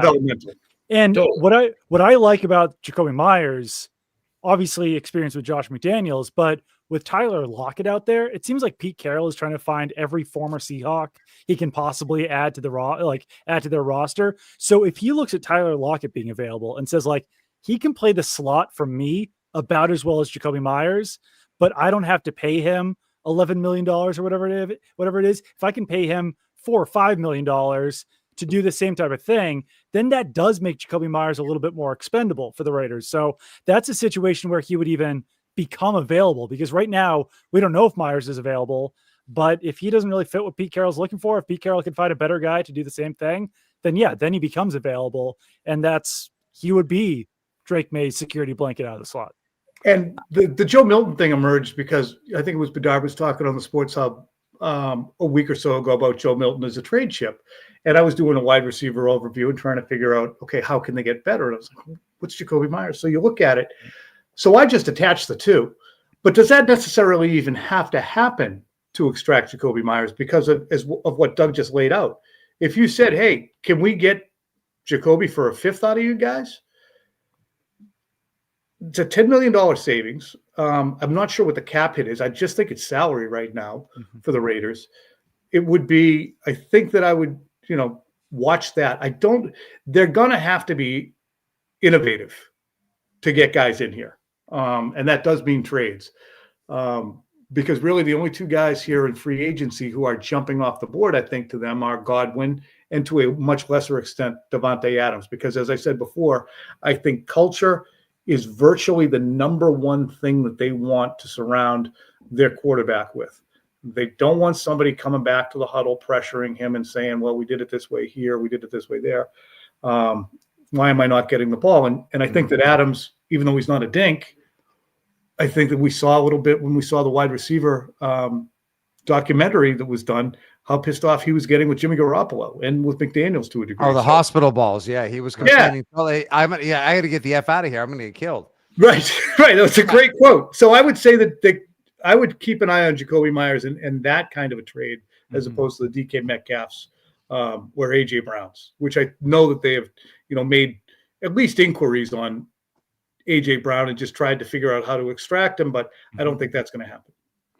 We did have one more question from Carlos in here, right? Our guy Carlos. Carlos talks Pats. He does a lot. He's awesome. Anything about Jedrick Willis during his time in Cleveland? Any connection between Vrabel and him? And Tommy, what do you think about Tet McMillan the N'Keal Harry, could he also be Megatron type guy who's coming out of Arizona? I'm a little leery myself, I am but too. I want to influence it. Okay, I thought so. Who's the old Miss guy? Began with an L. Oh, Laquan Treadwell. Reminds me of Laquan Treadwell. Ooh, that makes me. But Laquan Treadwell was nasty in college. He Yeah. had the beautiful frame. He was huge. He, would treat top guys the same way McMillan does. But I can see why McMillan is not is kind of gone from being the number one 2 games layup guy. Yeah. In November to now, or even October to now, you look at it and he's, a first rounder, ... Right.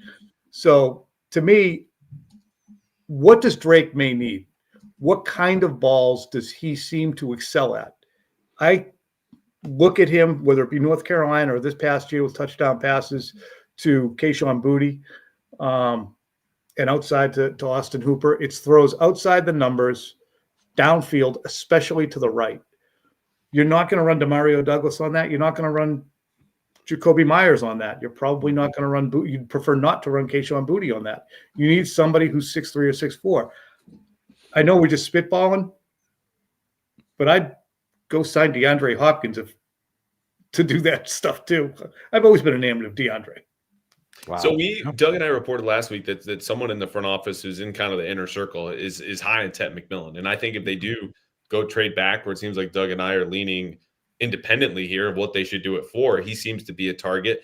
I'd also say he aligns most importantly, like above all of that stuff, with what Vrabel has been saying on the record about what he wants in receivers. Contested catch guys. He mentions it every single time he's talking about receivers, big bodies, he can go and do that. And I asked an executive at the Combine last week in Indy and said, hey, everyone in New England, where you're not right now, is getting like the little N'Keal Harry PTSD. He goes, much better ball skills. It's not run after catch stuff against the South Dakota States of the world that Arizona State was running over in September, got to conference schedule, and then had trouble with. He was like, Ted McMillan balled out. I'm not confident that he'll be the pick at 4. I don't think I'd even love it. But if they do trade back, I'm more comfortable with a guy that you give him the opportunity, give him a little bit of time, and he's a little bit more natural there as a fluid mover, even if he's not a separator like N'Keal wasn't. Take care. Shit happens. Thank you for being here. This is fun. I feel so badly that I showed up late. Tommy, this is so much fun to just be able to operate, converse, prognosticate, and it's nice to talk to people too who are popping in who names you've seen on Twitter. That's what it is. That's why this is so joyful. On McMillan, here's the thing about Harry, and I do spend a lot of time. I think is the people who are out there listening Curran is constantly going back in time and talking nonstop about the shit that went wrong, and I am, because some of it is so mind numbing. I mean, you look at a guy in N'Keal Harry who, by his seed, he came from, was it Turks and Caicos? Sure. He came to live with his grandmother. Yeah. Born in Canada, but 10-15, I don't care. Sure, from Fitzy. Just sure. But I mean, it's 10-15. I've had 3 beers. Yeah, he had a concussion. More like in high jerks school, and he was that close to saying, I don't want to play football. Right. He was extremely strong, well built. It's just he did not check enough of the intensity boxes to be drafted. And you can go right down the line with the wide receivers the Patriots have drafted. Everyone has had a dent. And honest to God, since 1977, I can roll through the guys who've been Pro Bowlers. Stanley Morgan, Irving Fryer, Terry Glenn, and then the best other guys are Branch, Edelman, and Demario Douglas. Those are the 6 best receivers taken since 1977 by this team. If you want to throw in David Gibbons, I'll let you do it. But in that one season of Malcolm Mitchell. Right. And I mean, and he didn't contribute until the friggin' San Francisco game. God bless him. I remember that game. It was a nice catch and run. I was very excited, but it didn't turn into much after, except for a Super Bowl. It's true. No, yeah. I mean, obviously they have to change what they're doing at wide receiver. And like, to your point, Andrew, it is like thinking back to watching N'Keal Harry before the draft and even after the draft there, it was a lot of run after catch stuff. It was stuff that clearly just didn't, transcribe to the NFL, or it didn't, couldn't move over to the NFL and do some of the same things. So I don't know. I'm not fully sold on Ted McMillan, but like you said, Andrew, we did hear that there was someone who was impressed with him at the Combine, impressed in his interview with the Patriots. And I don't know how much weight that's going to wind up carrying by the time the draft rolls around. We're still almost 2 months away at this point. But certainly someone else that they could trade down for in that Doug, situation. if I may, while we have Tom. So Tom, I have this idea, like, they took N'Keal Harry when they should have taken AJ Brown. So you missed one guy in 2019. Right. And then you now have a chance to get after DK Metcalf, who was available to you in 2019. You could have had DJ. Debo. He went somewhere else now. He's at the Commanders. Every one of these guys you should have drafted in 2019 was available to you. You missed out on. Now they're somewhere else. This is the last guy from the 2019 wide receiver draft that's available to you. Do you think they should go get DK Metcalf? And what is the highest price you would pay? I would send them a second rounder because you have to pick up his contract, and they're looking for a first and a third, which is lunacy. And well, he wants $30 million reportedly, which is a lot. It is a lot. He is a good player, and that is the going rate. For a good player. I mean, T. Higgins, when he does get his deal, is probably going to be over $35 million. Right. Now he's going to be I know if he hit the open market, now he's been franchised. We'll see if he even gets that. But to me, it's so insane how these guys are being paid. You have to get your mind around. When I started covering the NFL I remember 2006 when I went to, I think it was NBC Sports, the cap was $84 million. It's not that long ago. It kind of is. But I remember saying, wow, $84 million. Now it's $280 in 20 years. And that's mammoth growth. I'll ask you this, too. Mm-hmm.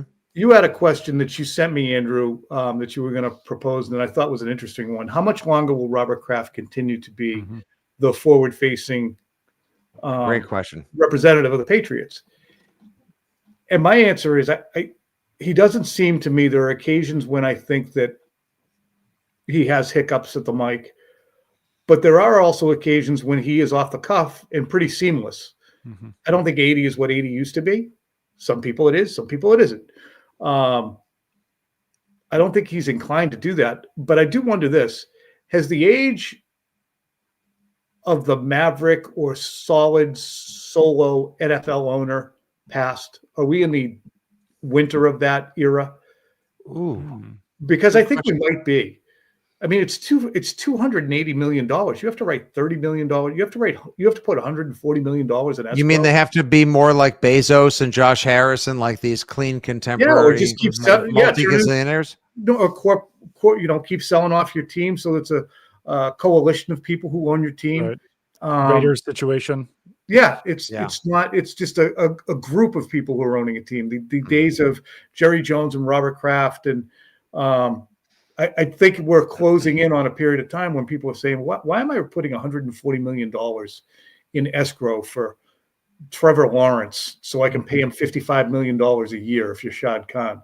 I would cash the hell out if I was an owner right now. A lot of those owners that you're describing too, like Jerry Jones, Robert Kraft, Mike Brown, like those guys are getting up there in age. So, right. Obviously, yeah, when they do have to step down from being the most public facing people of the franchise, then yeah, maybe you do start to see some minority owners like Tom Brady become more of the face of the franchise and the real owner steps back a little bit. So it is interesting. Yeah. You look at the Celtics. I mean, there's a reason that Wick Grossbeck's dad and the rest of the family, like, you know what? It's a little too ritzy for us. In essence, it seems to be basically the mindset. So I just look at professional sports now with the way it has exploded and the fact that live sports is the number one seller of ad time and the number one most bankable asset, not just television, but every platform. And you look at it and go, should I get out now? Just cop this thing up. So I wonder what will happen. I just found it so valuable. Teams are so valuable that like how many one-off owners can even buy them at this point? Like if you're the Waltons, if you own Walmart, then yes, you can buy an NFL franchise. But other than that, there's only a handful of people who have the liquid assets to even buy an NFL franchise at this point. Well, to that point, because they're starting to horn in a little bit, and I think it'll be only a matter of time. Like private equity is one thing where groups can buy 10% of the team and you sell them to kind of a firm. Like the Saudis are around the corner. And I don't say that as like, oh, like there's something about the Saudi Arabians. It's just like, you want to talk about you're not wrong. You're not wrong. Old oil money. Those are the few people on planet Earth that would have that kind of money. And it's, prevalent in the EPL and a lot of different international soccer leagues. And then it's a matter of, okay, what are you valuing here? Like for the Crafts to an extent or certain other franchises, like winning drove everything. Others see it as strictly a business venture. And then once you involve more people, I think you'll reach more of a median consensus of the people who are competitive versus those who just see it as a business. And you're going to get something kind of down the middle. But either way, yeah, I think to the point of like the Maverick owners, we're going to do it like this. Al Davis, F the expenses. This is what it is. Just win, baby.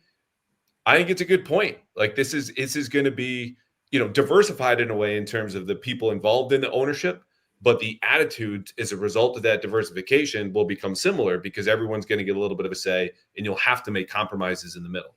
Yeah, I just thought it was interesting. It's just so much for these owners, and they have it, obviously. They're billionaires, but sometimes you're a paper billionaire. I have a $6 billion asset. How liquid are you with that $6 or $7 billion asset when you have to write, a $33 million a year salary with guaranteed money to Trey Hendrickson, who's another guy. Yeah. Whose salary could actually amount to what Robert Kraft paid for the Patriots 30-something years ago, Tom. Yeah, it's wild. I've seen a couple of comments in here saying that Patriots should trade down from 4 to 18 and pick up DK Metcalf. It'll be a pick swap. It's a little too rich for my blood, I think. I like Brandon Ayuk trade idea at the start of August. I think Tom called me crazy on TV, as most everyone else did, including a couple executives. I don't know what the 49ers are picking, but they could have had Ayuk and whatever the 49ers are picking. Are we talking pick swap and DK Metcalf? Please, yes, and thank you. It's a first round pick. You can drop 14 spots in the first round. You go down from Will Campbell to Mike Green.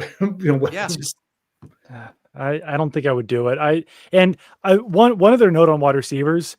The Patriots are going to be in this market for like a top end wide receiver. Let's say like they trade for DK Metcalf, they don't have to sign him to a contract.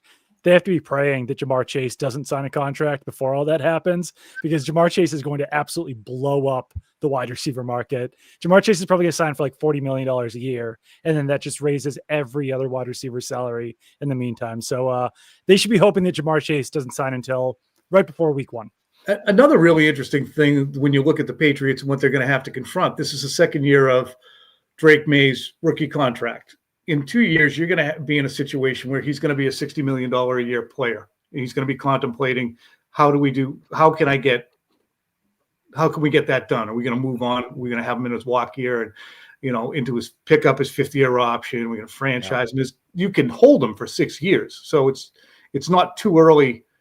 It is a little too early to talk about it, but if you're budgeting, okay, where are we going to be if we sign Chris Godwin in 4 years when he's 33? Do you sign Chris Godwin to a 3-year deal for $110 million?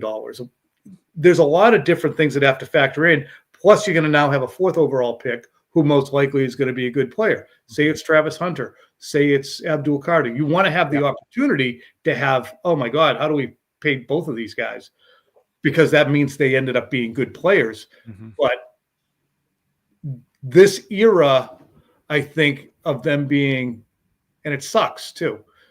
3 years ago, they were in the same spot in 2021, 4 years at this point, where they're walking around the $172 million in cap space, or they spent $172 million in guaranteed money on free agents because Tom Brady was off their books. Mm-hmm. They haven't had to pay a quarterback since Tom Brady left, and they never paid Tom Brady. When you think about it. Can you believe, Tom, I hate to interrupt. Can you believe we're sitting here talking about like Godwin for 25 plus, 30 plus for Ronnie Stanley, and you and I and several other people were just banging drums for like, hey, can Tom Brady get something related to the Drew Brees deal, please? Because he's the greatest quarterback of all time. And they didn't do it and it's still to this day, just twist my ankles. Yeah. And I think that the irony in that I remember and looking at and saying it was so specifically directed to the Patriots was when he signs a 2-year, $25 million a year contract with Tampa Bay. Exactly what he was asking for, just to prove the point. This is what I was asking for. Yep. And they wanted to go year to year. So anyway, Daisy, my husky, says I would not take Godwin at any price at this point. Hates a dislocated ankle. Well, he's had more beer than Fitzy and I have. If that's really Chris Godwin, that's not fair. I have a question here for Tom, because this was a $50 super chat for Ryan, and we were talking with Field Yates about the worst fantasy football punishment. So, Tom, you finished last in the league. This is what you have to do before the start of the next league year. This guy describes a punishment where you finish last, you have to drive to Canada, buy a 6-pack of beer, and come home with the paper receipt. Oof. Do you have any A, analysis of that punishment, or B, other ones off the top of your head or things you've heard of? Because Fitzy suggested a whole pot around this in the field. And I think probably have I think the fantasy punishment podcast would be fantastic. I think that's brilliant. I know that there was one that I saw where you had to caddy for the person who won. You had to carry his bags and wear a dress, I think, which is amusing. Mm-hmm. One of my sons love that. I kind of love one of my sons has a tattoo of a train on his ass because he was a big Thomas the Tank Engine guy, and he lost. And the guy who comes in last had to get a tattoo on his ass, and he has a tiny little train. I'm not going to say which one. I've got 3 of them, but one of them has a little tiny tattoo of a train on his buttocks. Now, are you sure it's Thomas? It might be Sir Topham Hatt. Oh, it's Henry. Oh, no. Are you sure it's Thomas there, Thomas? Causing confusion and delay. That's incredible, man. That's fantastic. Well, I like the fact that Michael Hurley came on and said that he's thinking about joining a fantasy league just so he can do the punishment where he sits in Waffle House all day. And I'm kind of with him. I think that the Waffle House, IHOP, those type of punishments where like you get an hour off how long you have to stay in there for every like pancake or waffle you eat. Sounds like kind of a good time, honestly. That's a great time. I mean, I love Waffle House. You get your smothered covered. Yeah. And if you have never been to a Waffle House, make sure you get to a Waffle House because that's just shoveling food. Just shovel. Make sure you go before 10, maybe even 9 o'clock. Yeah. Yeah. If Tom Curran has a $100 gift certificate to a restaurant, where's he going?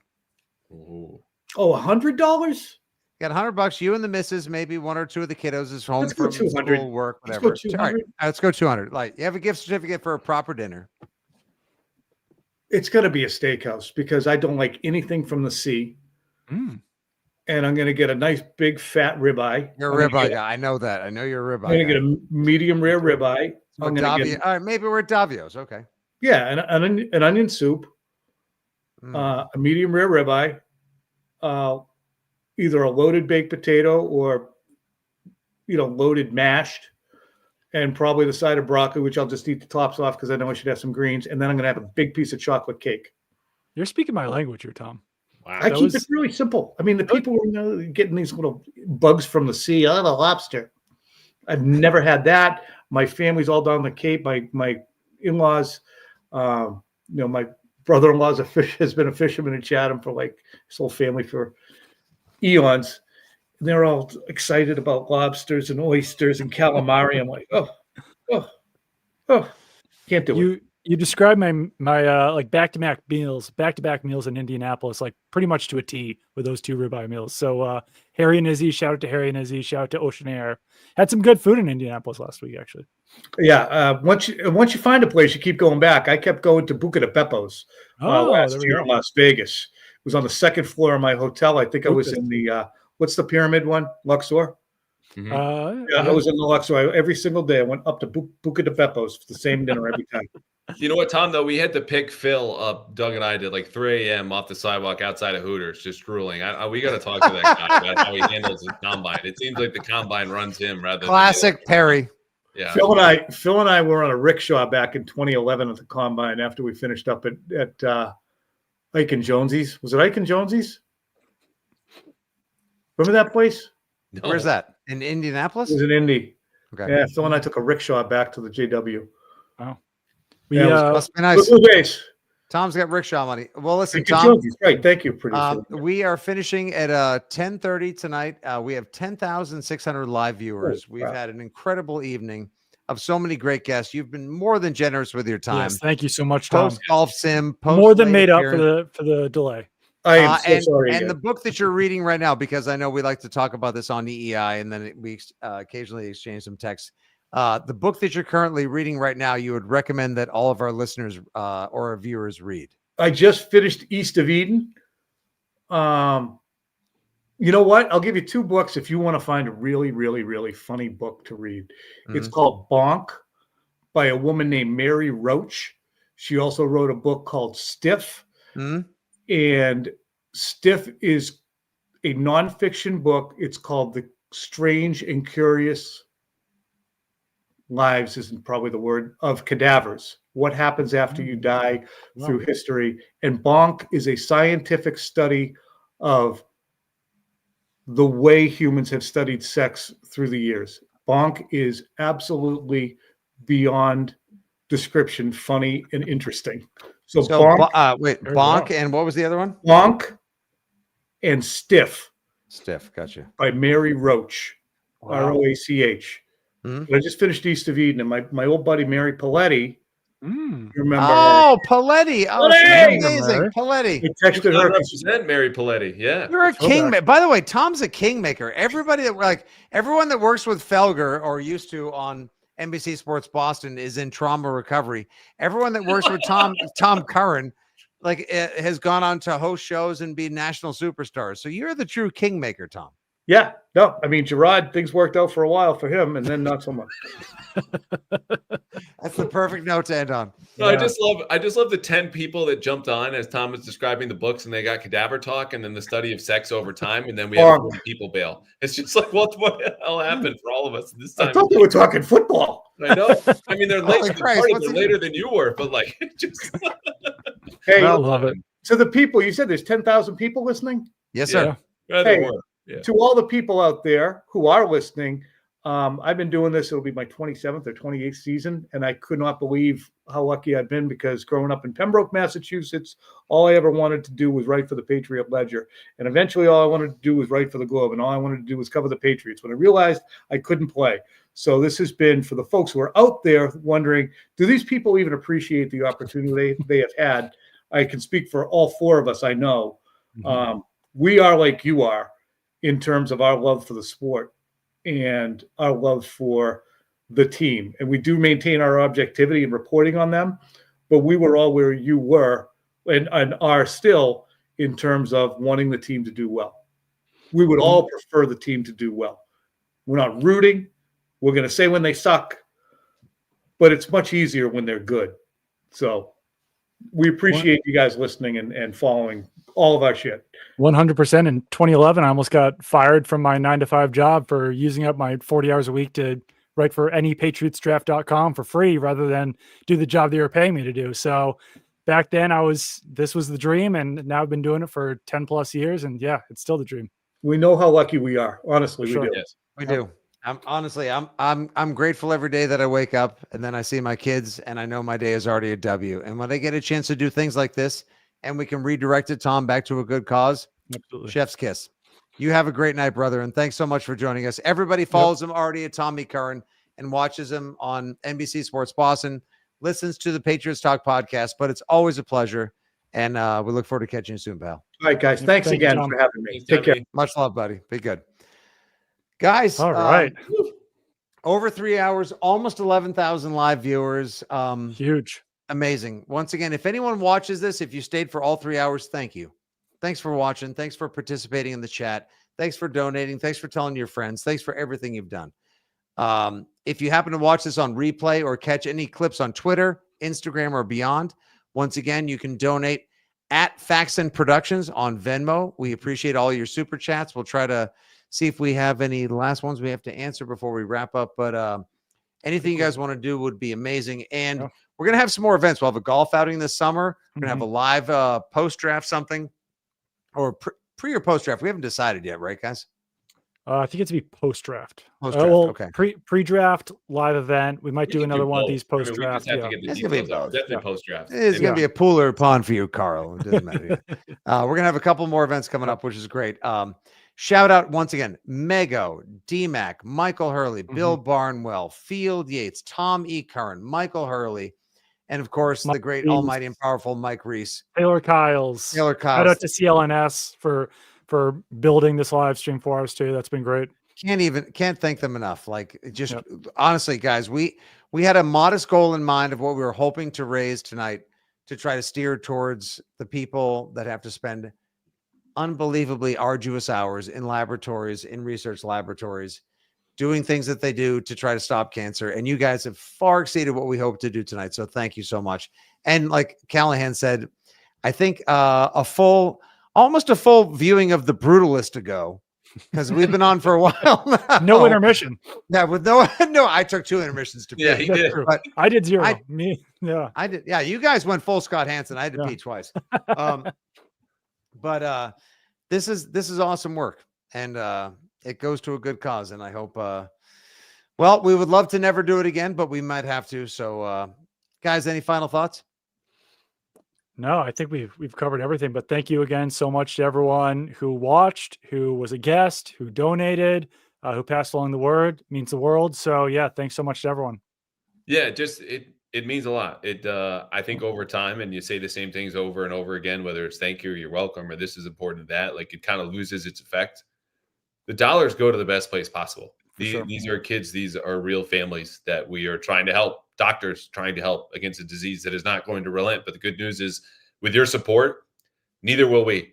And so thank you from the bottom of our hearts and somewhere in the middle or top of your wallets for helping us out, because every dollar matters, every day matters, every live stream that we do matters. But this reach only goes as far as it reaches you, and you feed back to us. So thank you for your time, energy, money. Please donate at Venmo, as we've described, Faxon Productions, FAXON. You can Venmo through the weekend as we record here on Friday the 7th, or obviously the YouTube super chats. And I've already gotten a long email because we had a 71-year-old man who, of course, subscribes to the Herald, but had trouble with YouTube. So I need to get back to him to tell him how to use the super chat. There we go. But it's, I don't know, the best shows are a blend of serious, funny, and informative. And I hope we did that for you here today. But I just, it's touching to me, to Doug, to Fitzy. It means a lot. So we are just so grateful. This is life well lived. It was a great chance to get a chance to hang out and talk football with some of our best pals, people you guys work with, your peers, the ones that everybody that was watching look up to. You guys, thanks so much. We'll try to do it again. I hope the next time we do it, we don't have to do it for cancer research, but if we have to, we'll keep doing it. We will be dogged in our approach, just like the Patriots will be in making a better team, and just like you guys will be in being the best fans possible. So much thanks to Amit, to John Zanis, and everyone at CLNS Media for making this possible tonight. They did yeoman's work, the Lord's work for putting this together. My brother Joffrey over handling all of the Venmo donations tonight. Trish Kennedy for her $2,000 donation to kick things off tonight. Huge. And to all of our amazing guests as well. Thank you guys so much. Hope you had a great time. Enjoy the podcast. Enjoy the clips. Enjoy the rewatch on Facebook and beyond. And enjoy the opportunity to have the best life possible, and look forward to your New England Patriots again. As we like to say, always on Six Rings and Football Things, good night, God bless, and as always,